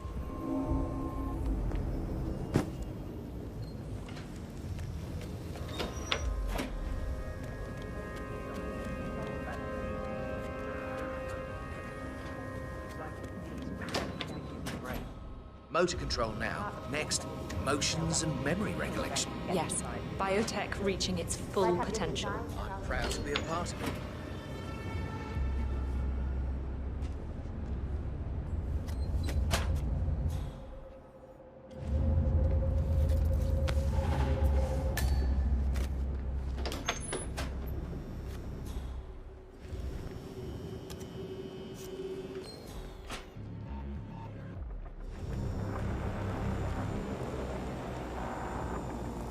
Feeling a bit better?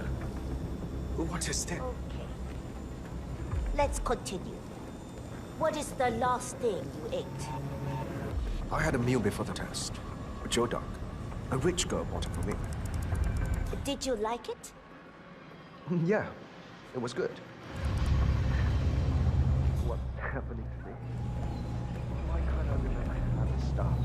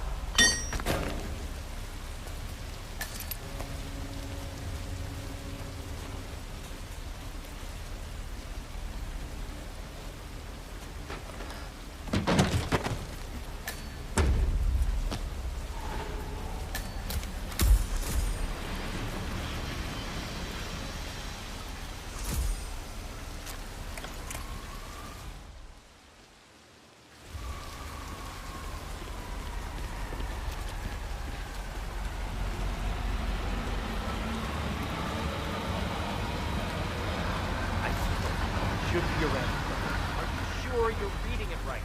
Just look for the damn drone. I'll read the tracker. Royce is gonna fire our ass if we don't find it. Are they very expensive? Try very illegal. The chip in there, it plugs directly into Royce's project. Just keep looking.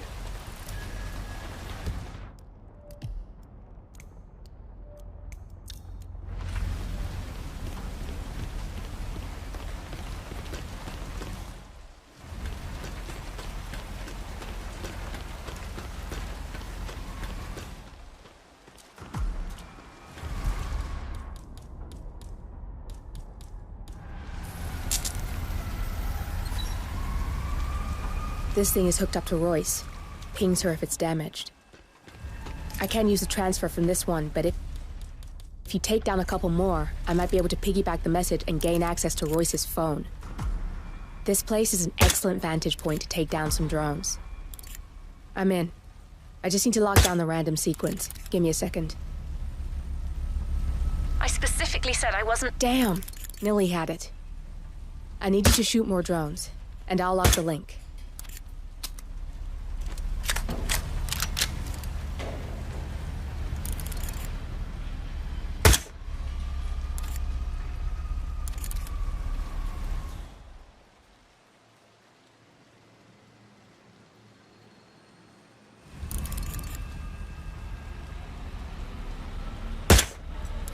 Got a lock. We can now listen in on Royce's phone calls. Royce here, another drone just went down. It must be Hush doing this. Again? You scared him pretty bad last time. If you don't find out who's doing this and stop it, I'm coming up there myself. Nice shot. Keep it up and maybe Royce will make an appearance.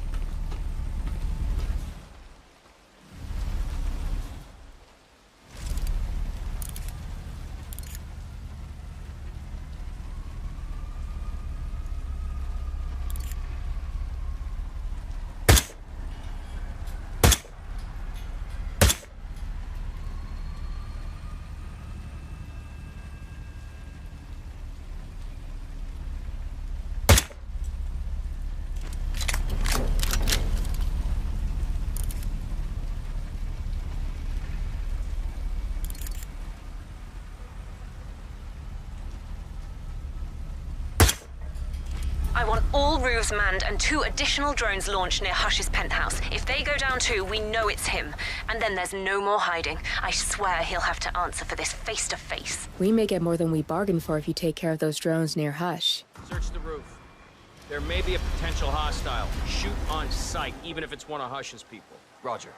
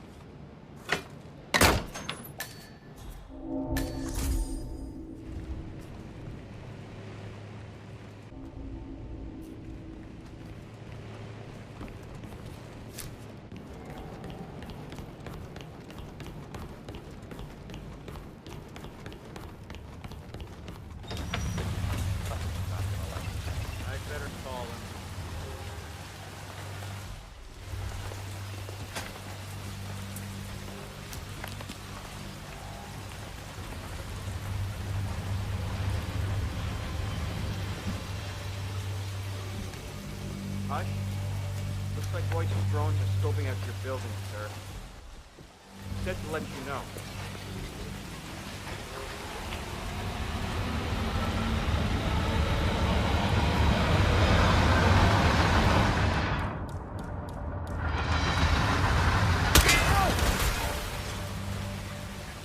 Find out what that was. Understood. We'll monitor the situation, sir. Not bad. I'll keep the signal up a little while longer.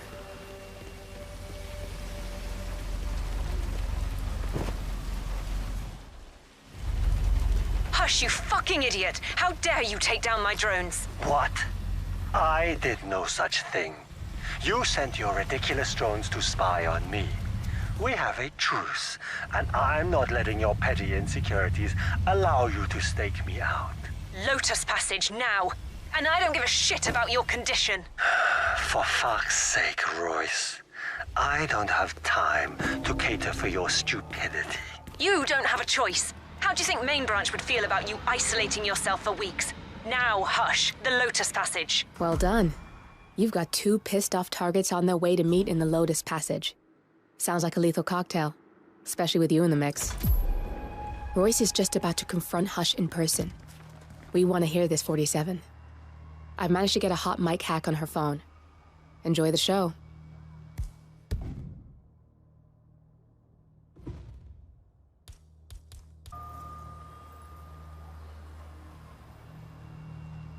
Damn you, Hush. This is ridiculous, Royce. I didn't touch your drones. You liar! You lie about everything. You're deliberately trying to mess with me. Get me off balance to screw up my presentation. No, you're the one who screwed up, Royce. We had a truce. You promised you wouldn't spy on me again. I said I didn't mess with your drone. Both targets in one go. You are good. My turn. Just give me a second, and I'm in. You can now access the core, 47.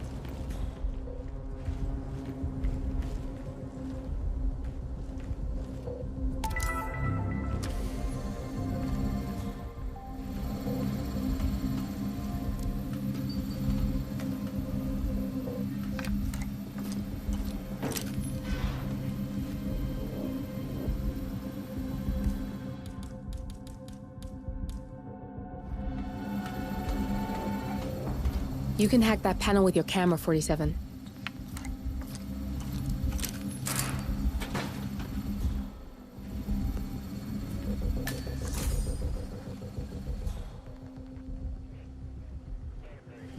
That VIP visit today? My first zero protocol clearance. Must be someone important to get one of those. You gotta keep a tight shift. Oh, I forgot to tell you, I bought that.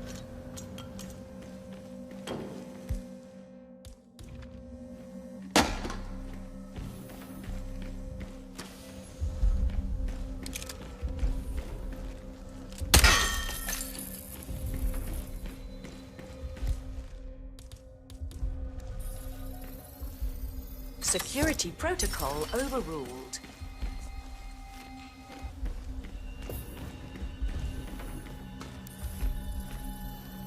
Security protocol overruled.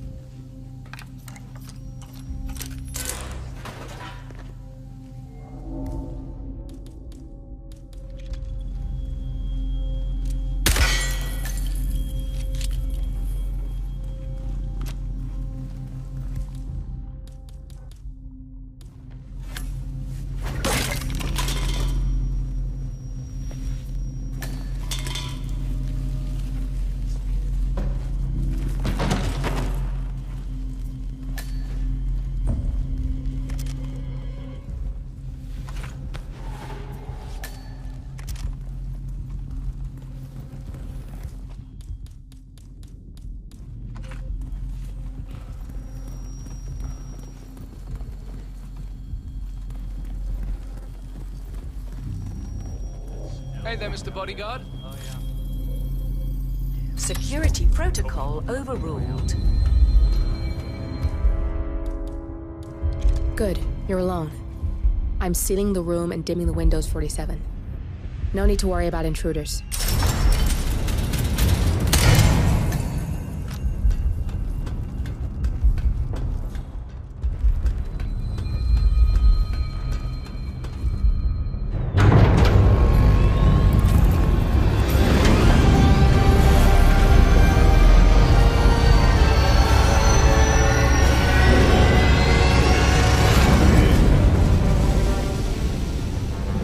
All here. Clients, operatives, every hit the ICA ever sanctioned. Enough to shut them down for good. But first you need to locate all files referencing Diana and yourself.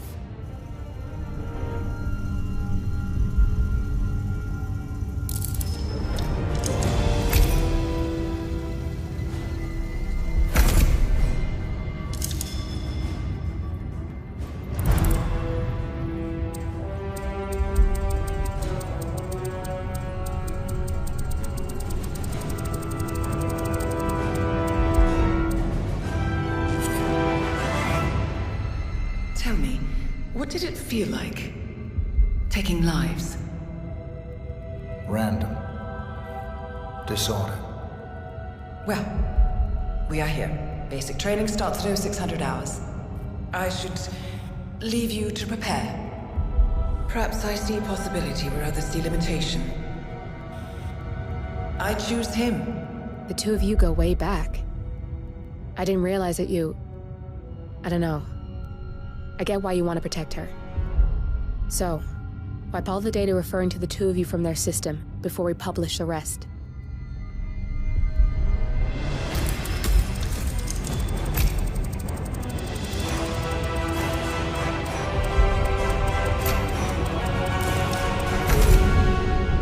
Okay, good. I've set up a link to an information non-profit site. When you press that button, it's up there and the whole world will know. There's no undo, 47. This will shut the ICA down for good. You really okay with this? It's who you've been for so long. Maybe it's time for a job. I'll just return things to normal. No need to alert them we were here prematurely. Detected. Lockdown.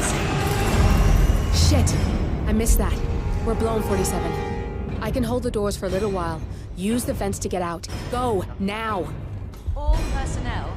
Breach protocol initiated. This is bad. That means they'll shoot on sight. I'm gonna create some havoc, 47. Make the core melt down. Maybe we'll divert their attention a bit. Warning. Core overheating. Warning. Core shut down. Temperature critical. Warning. Fire detected.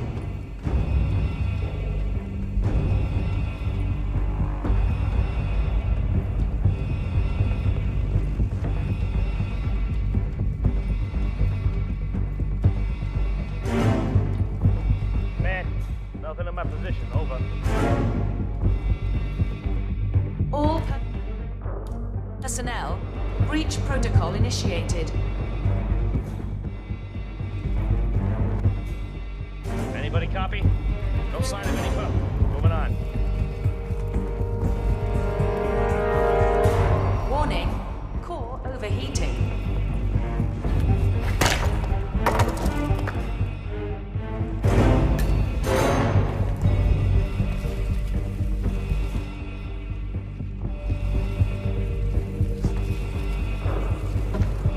Warning. Fire detected.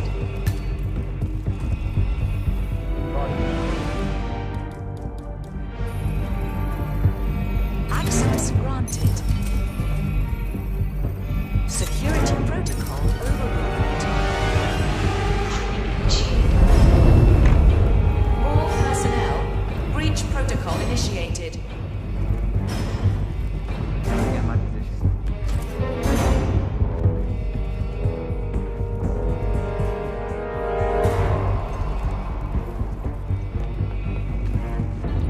Was that command? Okay, continuing service. Warning. Core overheating.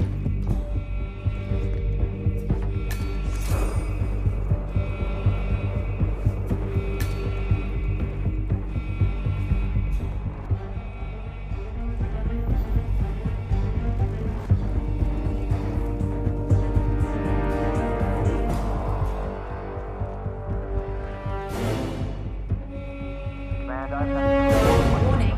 Fire detected.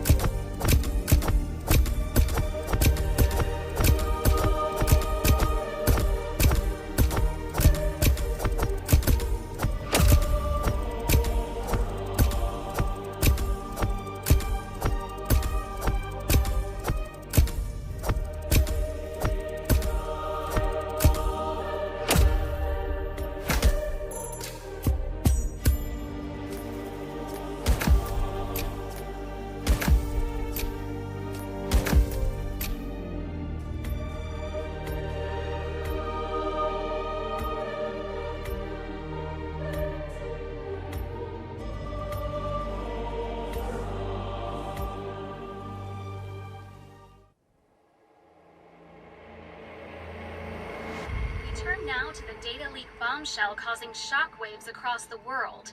The so-called ICA files. The disclosure of... You win. So, What happens now? the ball's in your court, Miss Burnwood. I do have other candidates, you know. Most of whom have never tied me to a chair. You've seen the news. That was 47 acting on his own. He is untethered, he is unstoppable, and he cannot be bargained with. He will find you, Mr. Edwards, and I'm the only chance you've got. I'm listening. 47 has one weakness. Me.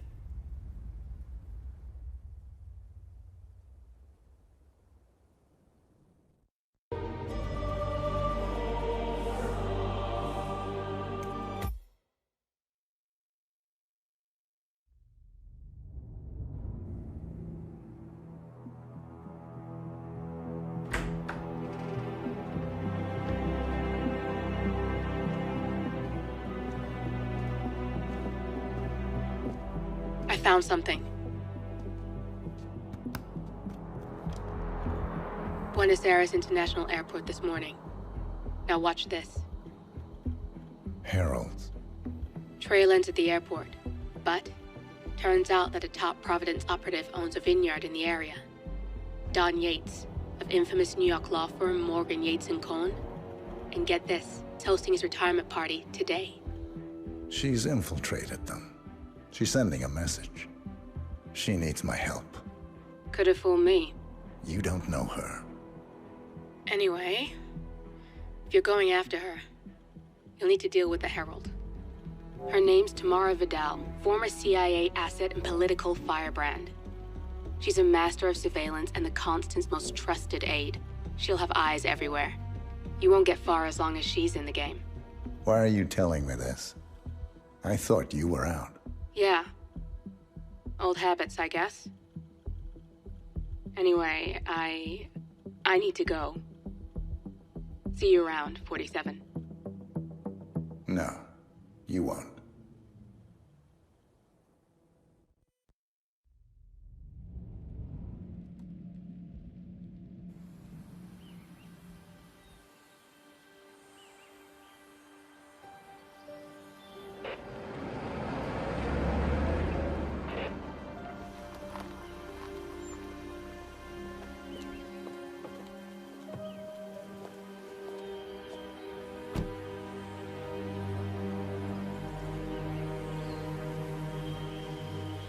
Because you're not an idiot. Let's just humor him. Yates likes his little games. Don't be long. You got my message. You'd never get caught on camera. Not unless you wanted to be seen. So what's the play? You're not the only one who's been busy, 47. I'm this close to becoming the next Constant. I'll be able to dismantle Providence from the inside. Only one man stands in my way. Don Yates. That weasel was the partner's legal counsel for years. He's the top candidate. But remove him from the playing field. It won't work. If Edward suspects... I will convince him you acted alone. Retaliation for Grey. Trust me, I know what I'm doing. The Herald, Tamara Vidal. She has eyes everywhere, and they're all fixed on you. The plan won't work unless we take her out. She never leaves my side for long. Whatever your plan is, I'll help you if I can. You're sure about this? As sure as I'll ever be.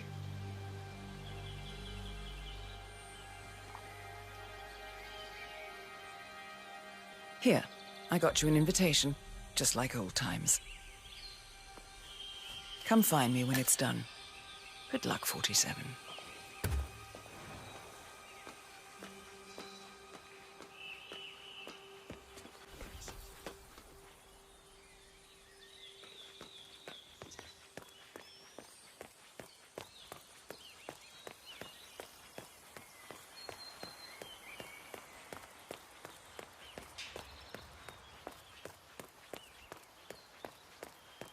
Ready, Pam? 3, 2, 1, and... For more than 2 Valentina decades... must be over the moon about John stepping down. She's been living alone here for, what, 6 years?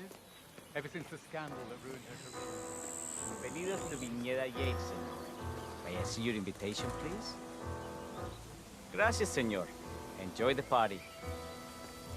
Sup?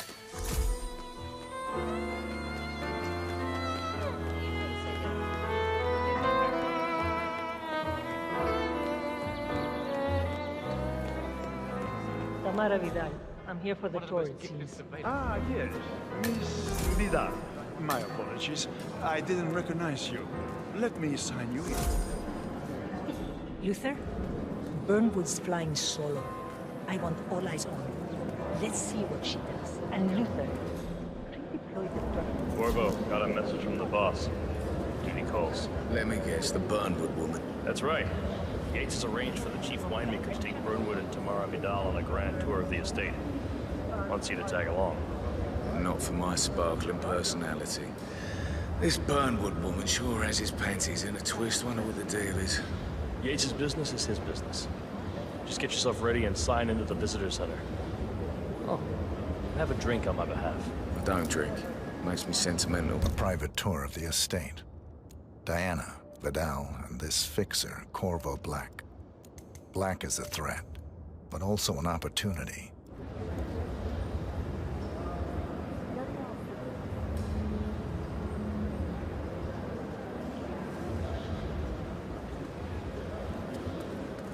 Mr. Yates. Yeah, I got your message. You mind telling me what I'm... Okay. Nothing quite spoils a party like your guests. Yeah, next door. In fact, a couple of spots come to mind. On the tour after. Something Dutch sounding? I bet she... So you're not sure? Does that mean there's a plan A? One where I don't stand a 50-50 chance of getting caught? I mean, you do realise the risk here, boss. Broad daylight, workers around. Who exactly is? Right. It's a nice gesture, but Christy he's not even been a... But if I'm going to be one of these heralds, you need to start letting me in on a few things. Okay. So who's this for? I'm more of a beer man myself, but if Yates wants to bring the heralds closer together and play the modern boss, I don't actually mind. No problem. Edward's I always just never framed an urban legend But before. he has Very good post-truth. reasons to come Yeah, I like Is it. Edward's closest legal advisor. Not even Thomas Cross or Eugene Cobb had a direct line of contact. I'd say Yates is at the top of a very short list. So, how do you feel about Burnwood? How do you think? She and her friends killed Yamazaki. Cassidy, probably Bronson. How does she fit to be a herald? But on the other hand...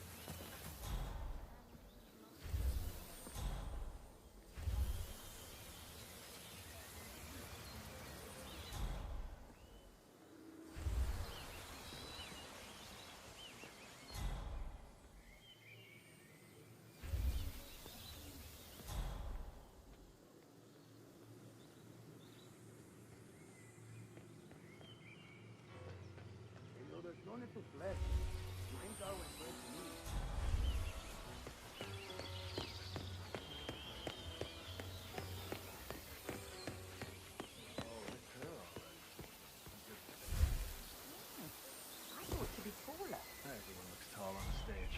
She changed her hair, but that's still Tamara Vidal.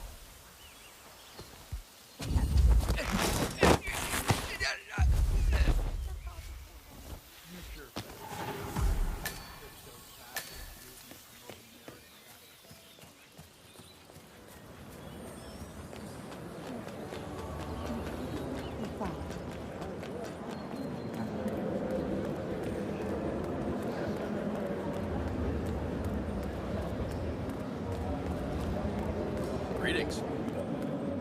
Hello there, and welcome to the... Corvo Black. I'm on the tour. Right, Mr. Black. Welcome. Miss Burnwood and Miss Vidal will meet you down by the wine fields. I trust you know the way. I can find my way around. Enjoy the tour. One of the most gifted surveillance specialists ever to graduate.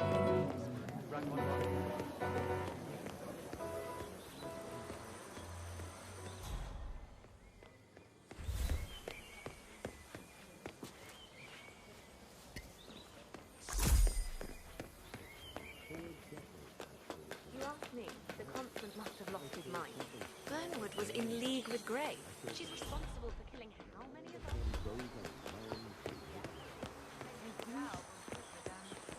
Over here. You two must be Burnwood and Greetings, Vidal. sir. And you must be Yates's garbage man. Sorry, but I didn't catch your name. This is Corvo Black, Tamara. He's a ICA regular. I only work with the best. Well, we're all here, it seems. Except for our guide, the chief winemaker. Looks like we're stuck here until someone fetches him. Mr. Black, I'm looking in your direction. Hold on. I'll track him down. Attaboy. Do try and bring him back in one piece. Counterintuitive as that may be. That was a bit rude. Yes. Yes, it was.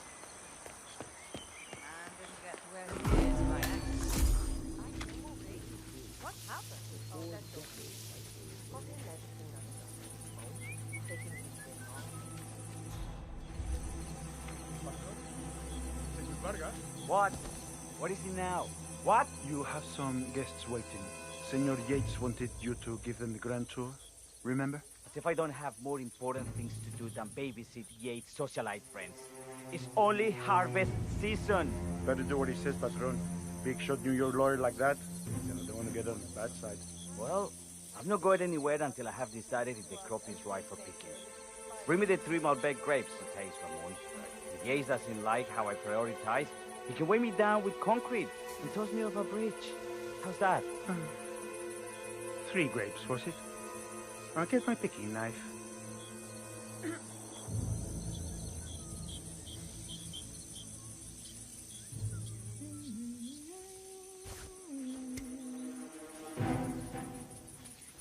Now, what am I doing here?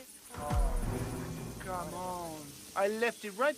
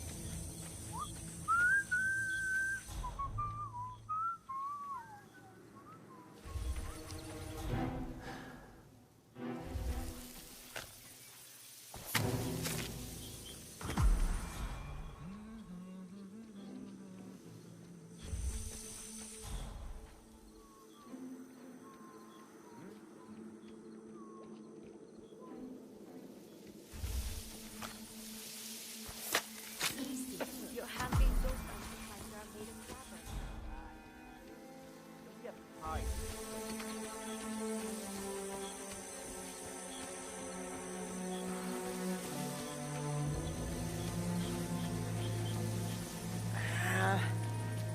Mr. Vargas, I have the 3 grapes you requested. Yes, good. Bring him here. Now, let's see. A lovely inky black color. Good. Oye, ese es mi pie. Ten cuidado, huevón. Now, let's see. A lovely inky black color. Good size, large and firm.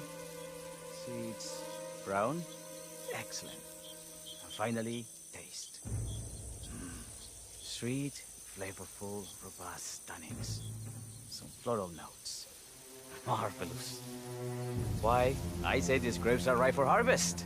Inform the workers, will you, Ramon? I have a third to contact. Will do.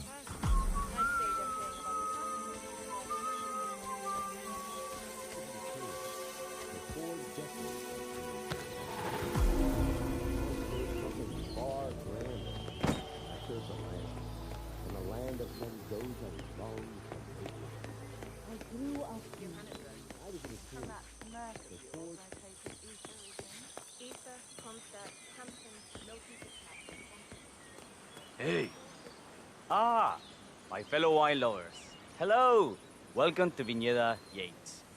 I do apologize for the delay. The Malbec grape is a demanding mistress. So, I am Gabriel Vargas, Chief Winemaker, and I will be your tour guide. Any questions before we start? Yes, but you're not going to like them. We're good. Lead the way, Senor Vargas. Wonderful. Follow me. These are busy times. In fact, we're just about to harvest this year's crop. Great expectations. So, how do you like Argentina? Like everywhere else. Full of Americans. First stop on the tour is the production floor, where our prize-winning Malbec grapes are processed.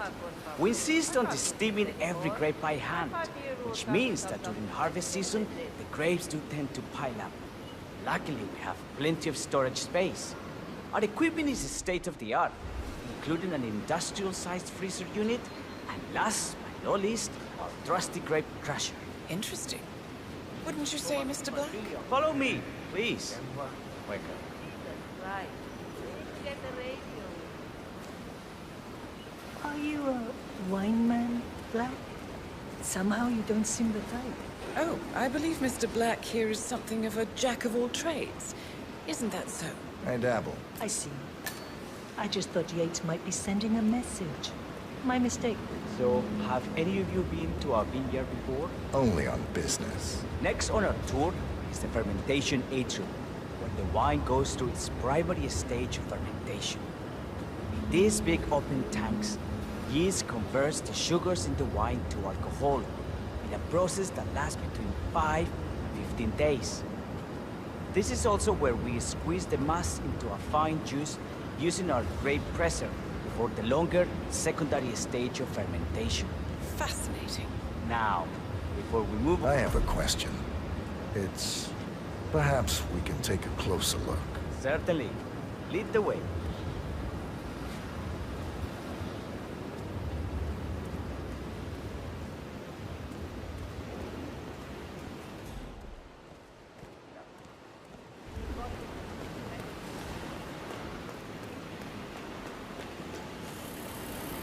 What can you tell me about this grape crusher?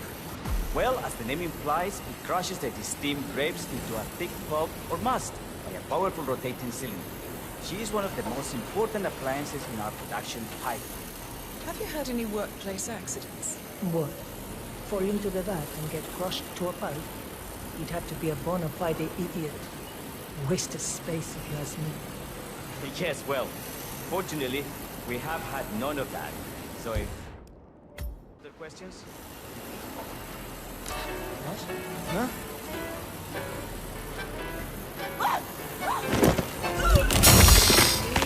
Why me? It's just one of those days. And we're up and running.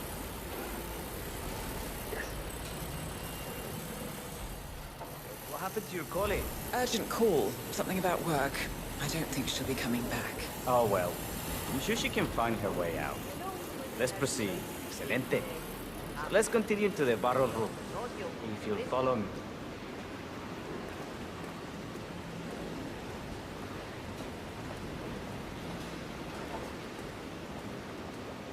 So, are you associates of Mr. Yates? You might say we run in the same circles. Law and order. Must be very exciting. It's about 99% preparation.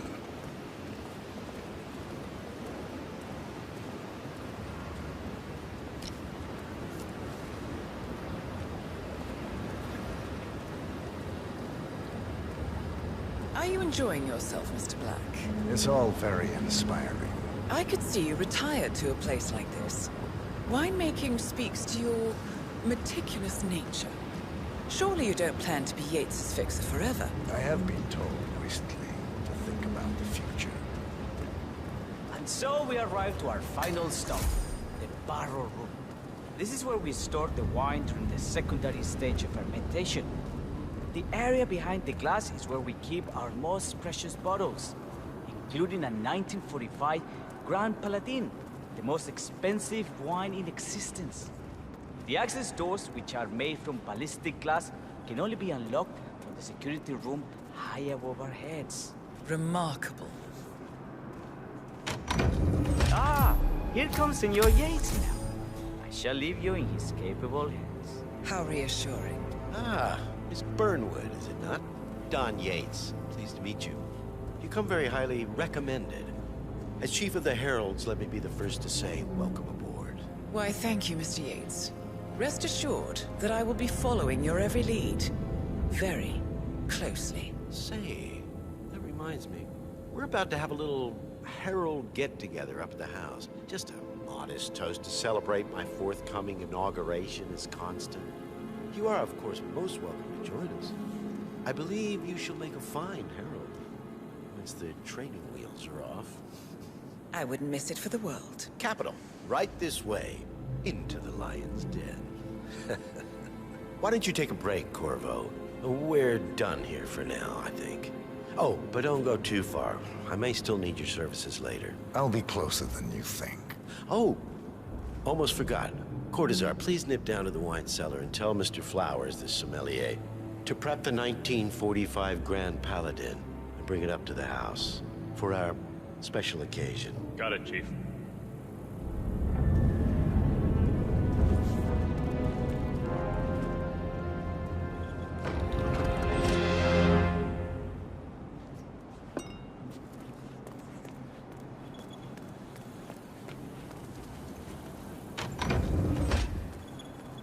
Flowers. Mr. Yates wants the 1945 Grand Paladin brought up to the house.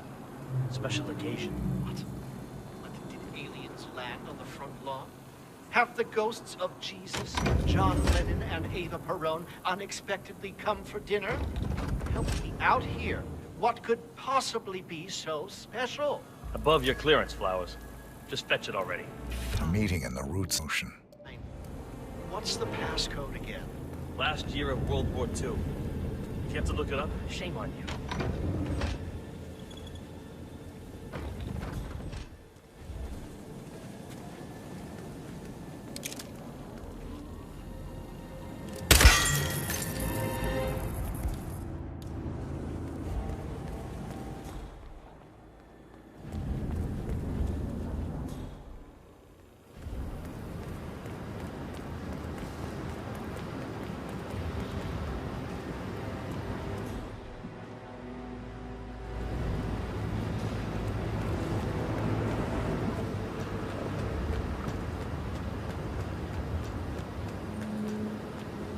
Not just a pub live.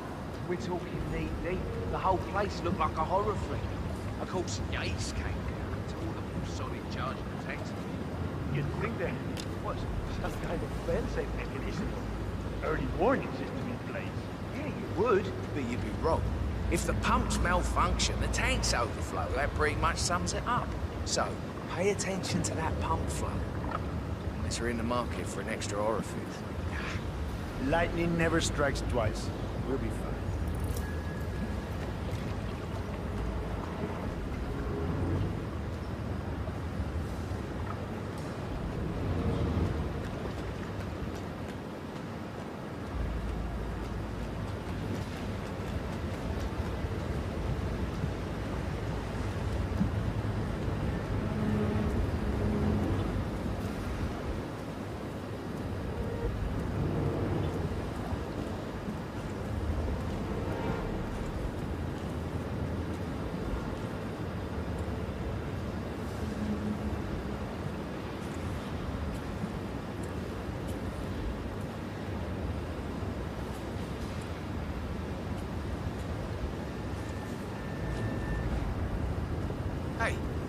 Did you double-check the pump seal like I asked you to? For the 5th time. Yes. And? He sprouted wings and flew away. Ay, por Dios, don't you think I would have flagged it if anything was wrong? It's a seal. It's doing what it does best. Sealing. Ay, Jesus mío, what do you want from me? You know, I'm gonna cut you some slack because of the baby, but you might want to work on that attitude. I'm sorry. It's just... Yeah. We've all been there.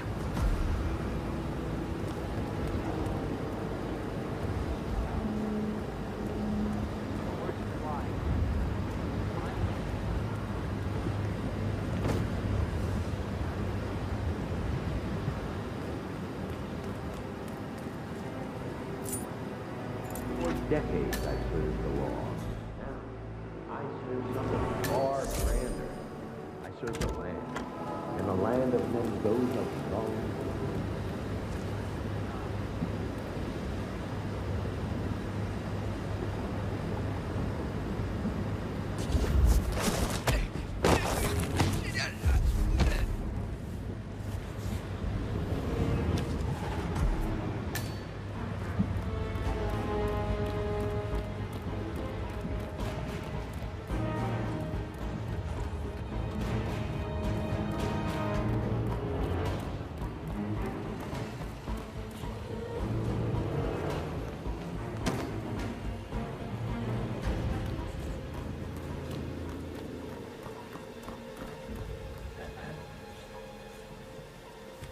Now, the temperature and humidity...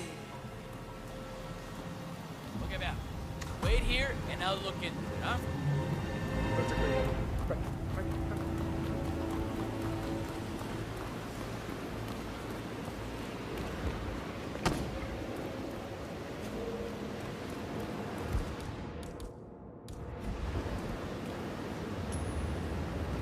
Say what? I wonder what that was.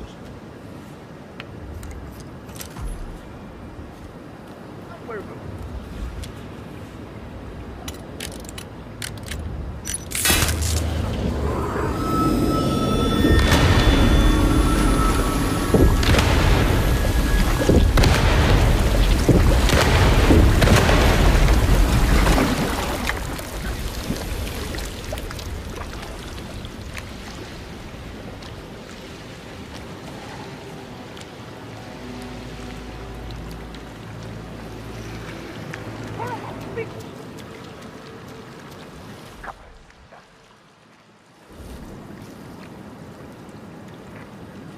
¡Ay, la puta! ¡Hello! Mierda. Coger. ¡Ay, son of a bitch!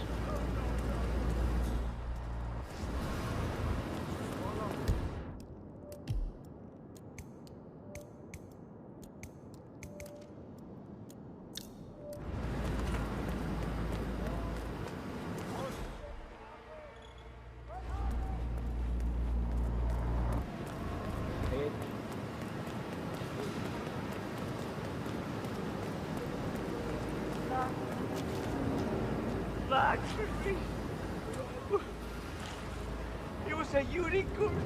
I never even got to touch you.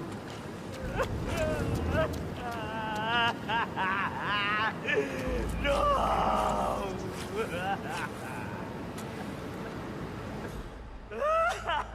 No!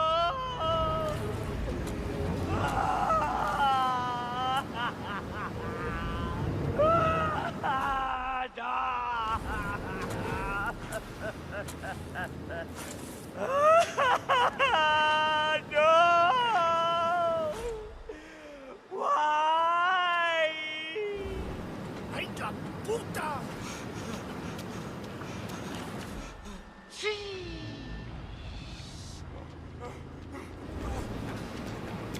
Ori. Ah, shit.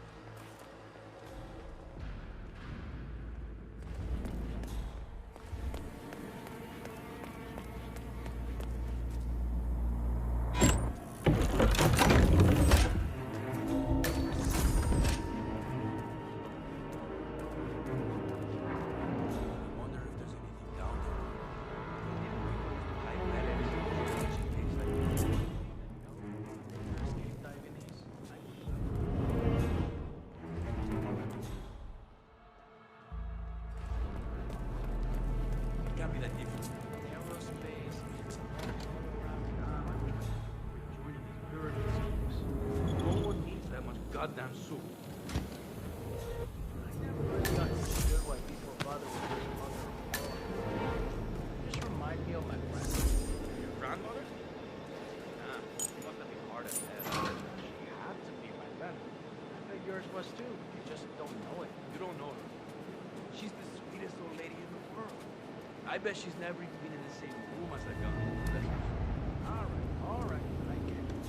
Maybe just ask her about it next time you see her. And like bullshit.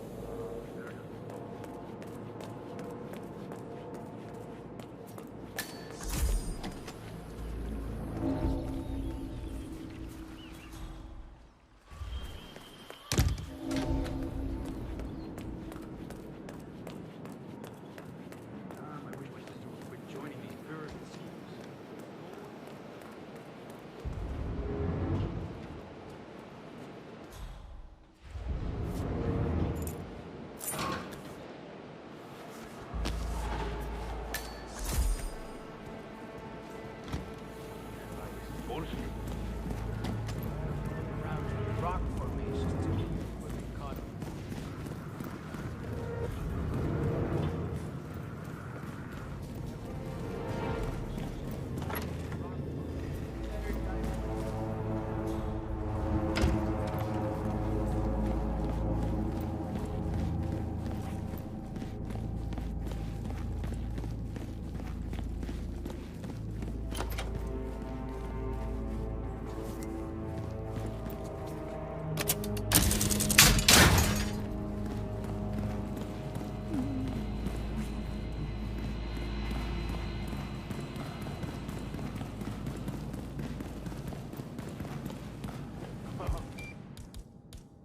Oh, that guy's going to need a stomach pump in a minute.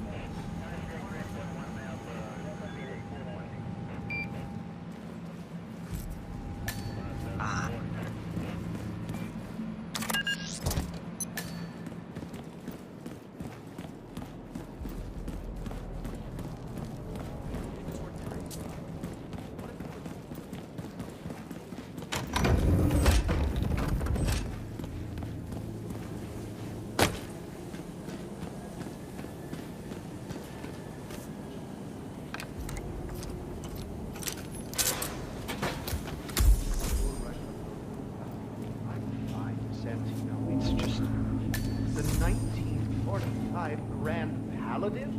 It is perfection, irreplaceable. You don't drink the 1945 Grand Paladin any more than you would write a shopping list on the Mona Lisa. Ugh, men like Don Yates know the price of everything, but the value of nothing. I am sorry, Padron. Say, what if we exchange the labels? Served him a different wine. Ah, you are devious, Santino. But no. If Mr. Yates wishes to destroy something beautiful, I will not stand in his way. That is between him and his creator. How did he even get his hands on the bottle? I hear the last of the 45s was sold to Sheikh Omar Al-Ghazali for $600,000. Most expensive bottle ever sold. Ah, yes. A curious story. See, that bottle you refer to came from a case of 12, which were recovered from a sunken Carlisle shipping container that went down in the South China Sea during the final days of World War II. You know, of those 12, only... Huh? You want to do it? Because I don't. Okay, I got it.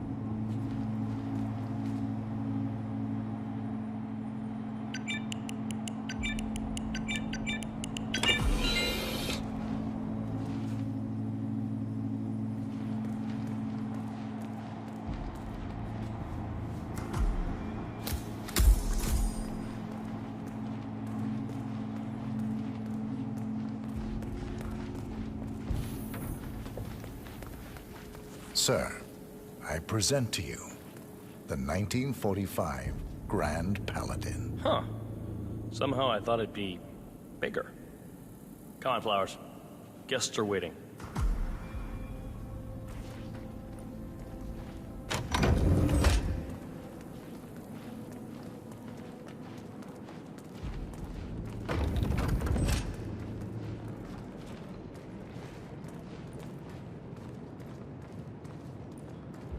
Go on, get yourself patted down. We're still on alert from all those big shot CEOs getting offed.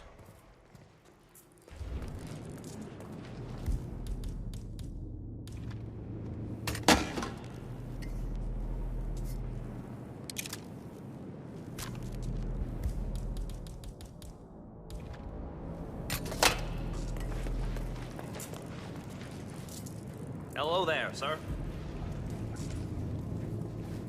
That's good. Keep those arms there. Don't move.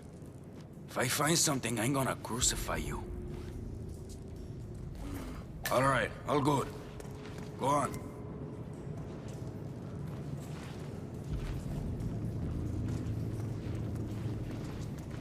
So here's the deal, Flowers. The boss is having a powwow with some employees, and discretion is the name of the game. I'm sure you figured that out already, you being a scholar and all. Don't discuss, disclose, or hell, even contemplate what goes down. Just set your mind to wool-gathering mode. You think you can do that for me, Flowers? Worry not, Mr. Cortazar. I'm the very soul of discretion. Good man.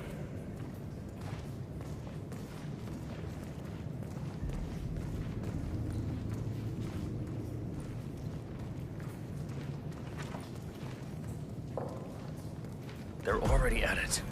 Go on, place the wine on the table. I'll pour it. Decant. Pardon me. I have always considered the heralds the unspoken heroes of Providence. The nervous system, effectively and reliably... Ah, ladies and gentlemen, Mr. Flowers, our resident sommelier. Flowers. I believe he's brought us something quite special. Perhaps you will educate us, Mr. Flowers.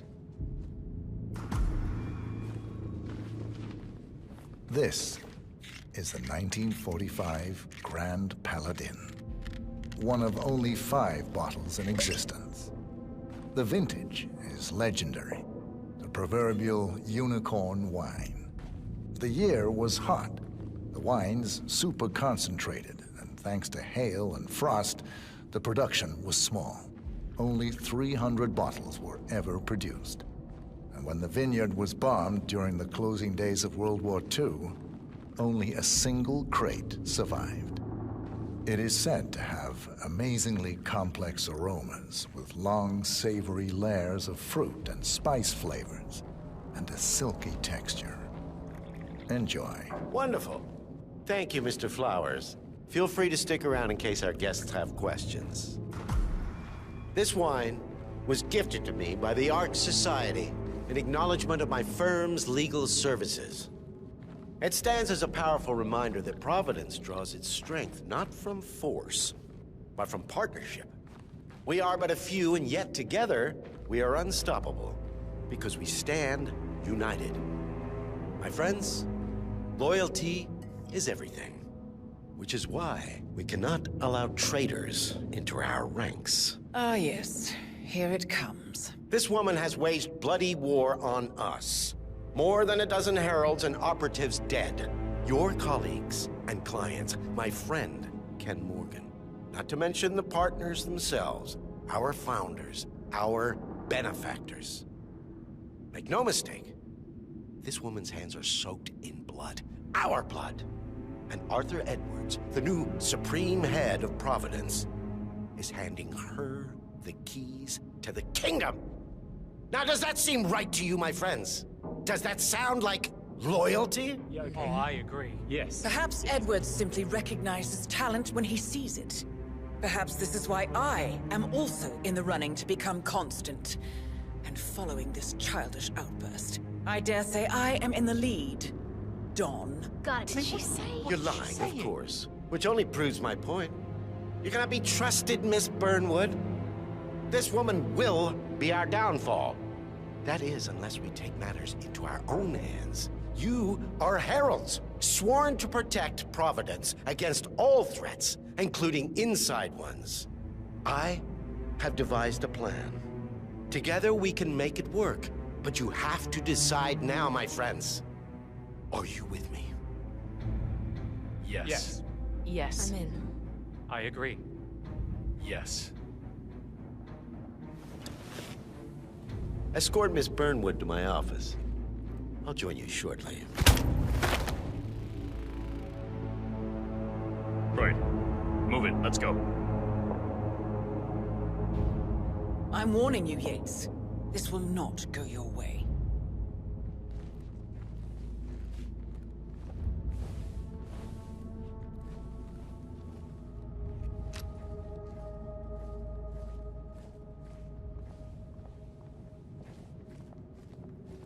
We need to get our stories straight. Diana Burnwood died today by the hand of her rogue Agent 47. Revenge for her changing sides. This is what Nope, no all access. attest. Remember, Flowers, you never saw a thing. Not a damn thing.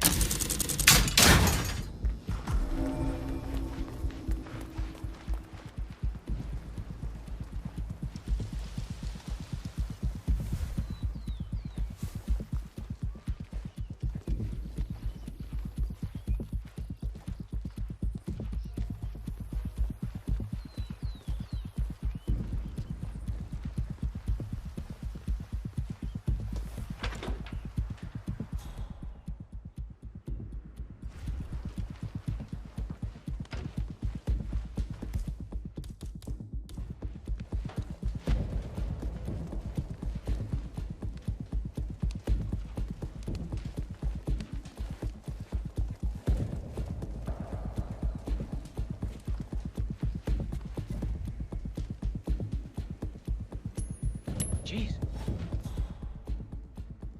What was that? Command, I just heard a weird noise. I'm moving in to investigate.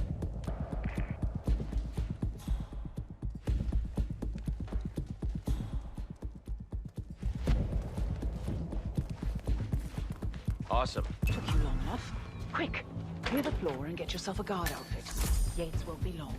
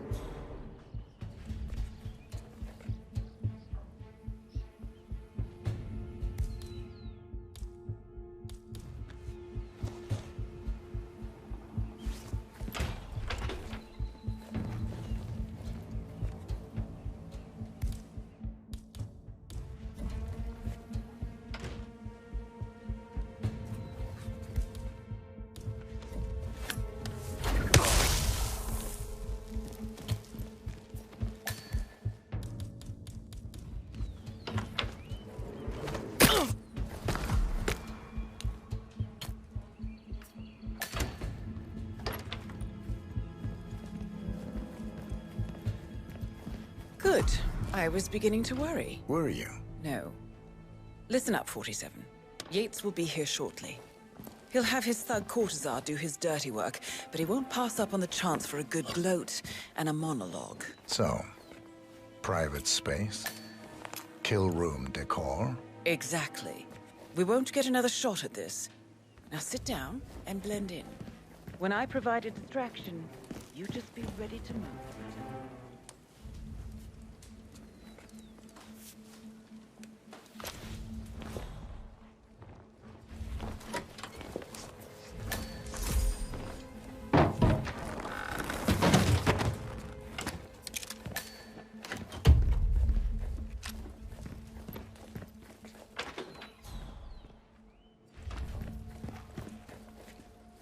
Corvo, pick up your damn phone. Plan B is a go. I repeat, Plan B is a go.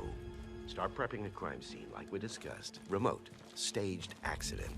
Cortazar will bring the package. Get it done.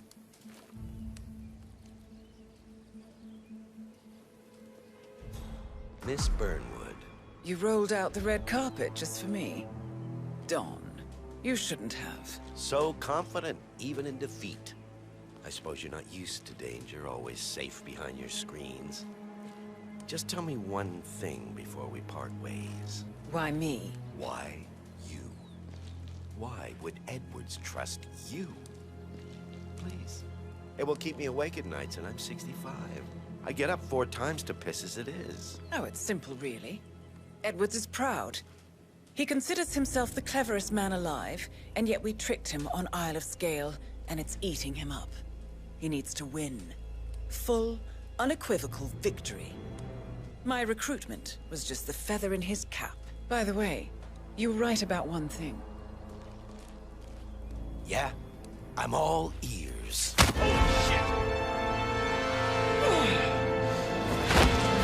out this one I heard that. What are you doing, you asshole? Don't stand there! Shoot her!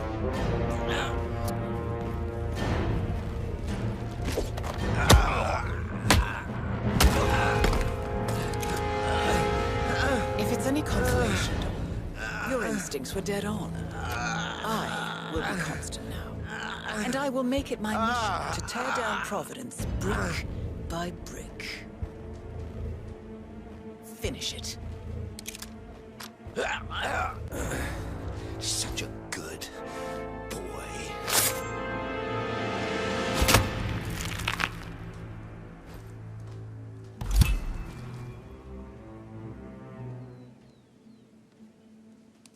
Well done, 47. Better get rid of the body. Won't be long before they come looking. When you're done, meet me on the dance floor. Oh, and dress appropriately.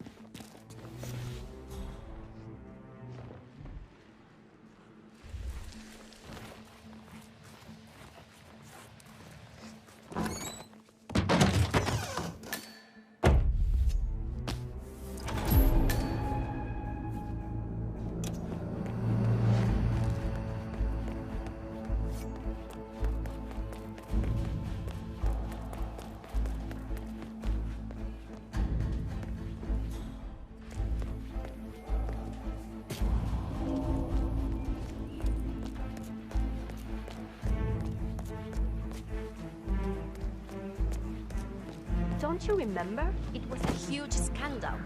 One of those... I don't know. Whatever they... Probably keeps something weird inside.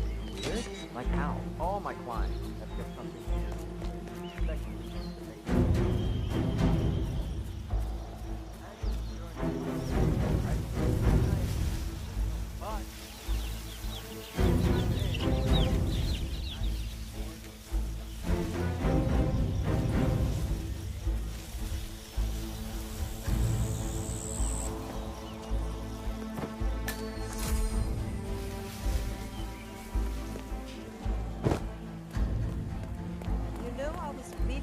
Forward to seeing you at the club.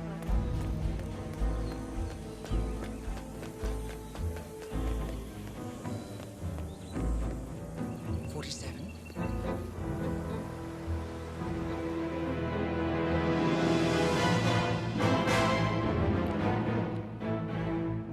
It's done. Now what? Now, we strike at the heart. Edwards. You know how to find him, don't you? Why, Edwards finds you, 47. He is untraceable, and he never lets you forget it. He is cocky, and that will be his downfall. What's the plan? Too many eyes. Meet me at the Olive Grove at sunset. One last tango, 47.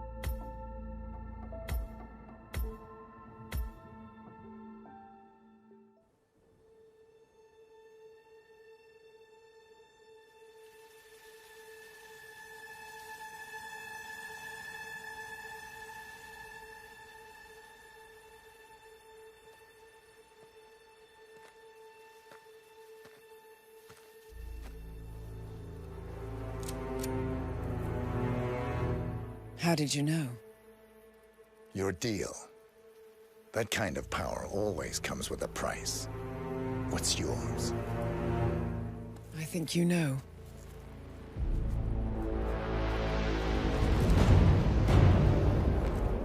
I am sorry. This is a necessary evil. What have you done? Ether brand neurotoxin transfers by touch. See, Edwards learns by his mistakes, 47.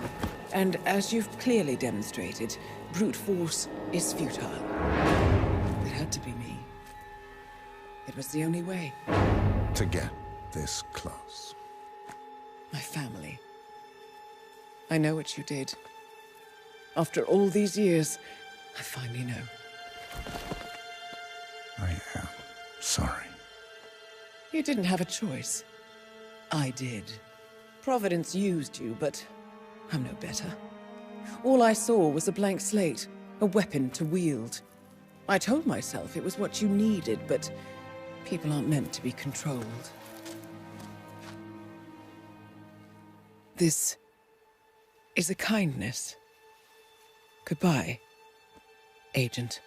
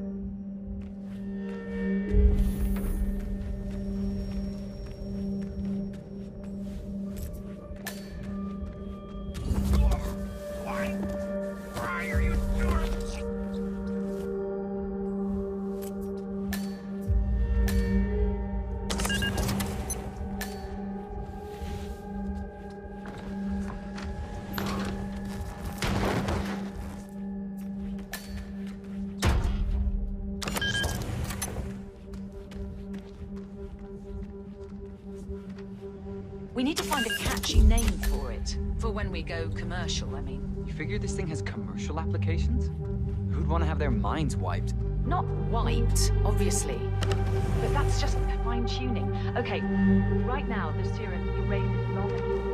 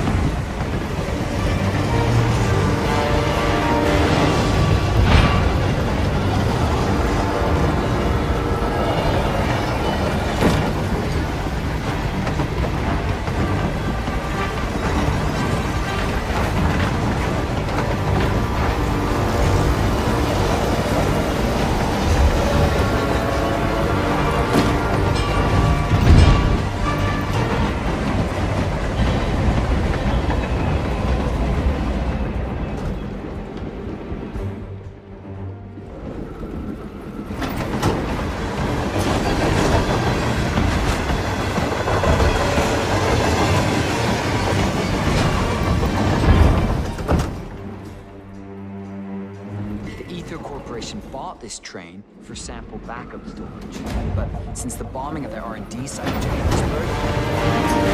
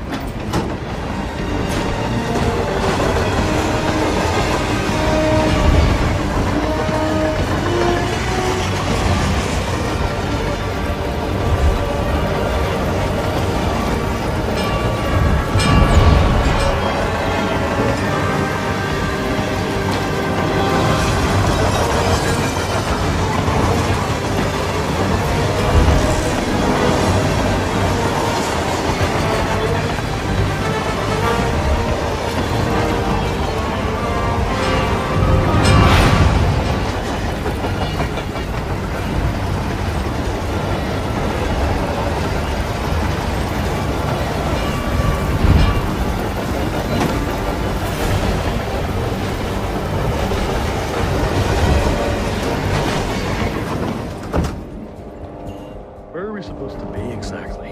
Ukraine? It all looks the same through the blizzard. Nah, somewhere in Romania. We're on a loop from Zagreb to here.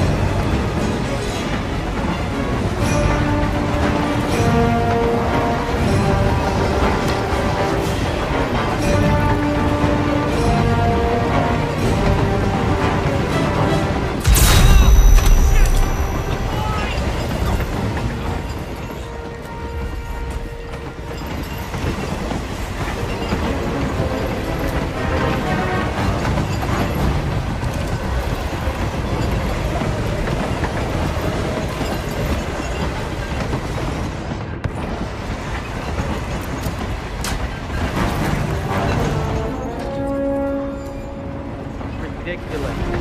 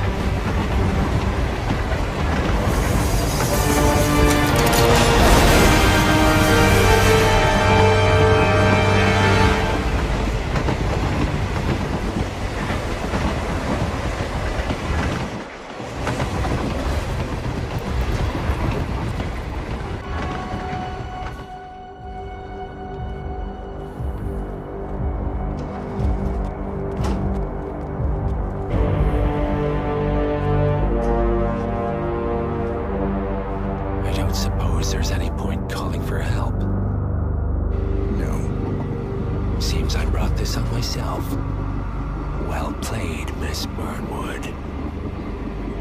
Do you really think she'll be able to resist all that power? This is not how people work. She rejects the power, not the responsibility. A noble idea. But please join me in the real world. I trust you already know what this is. Why not simply take it? Embrace who you were always meant to be. No, never again. Well, I had to try. Go on then. Do your thing. At least I die knowing who I am.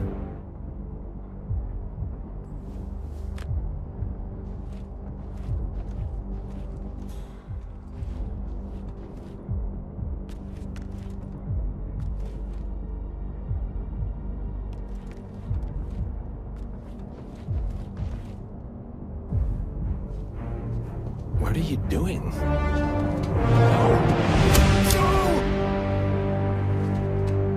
This is what it means to lose everything. You're making a mistake. It's mine to make. Oh. Forgive me. I seem to have, What were we talking about? Don't worry. We were done.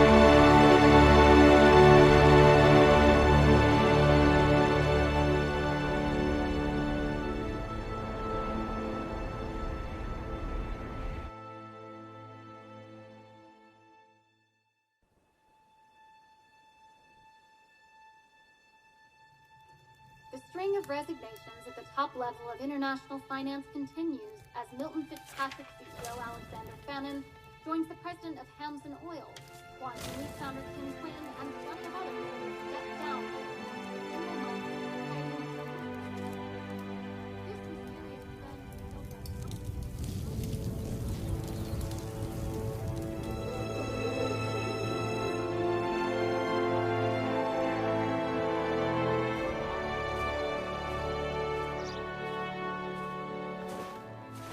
It's been a long time, Agent 47. That's not who I am anymore. The pact is done. The past, dead.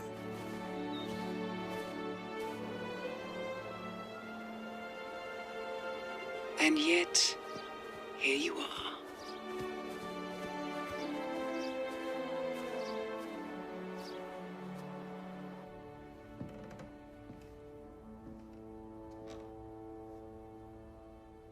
I choose this path because I can.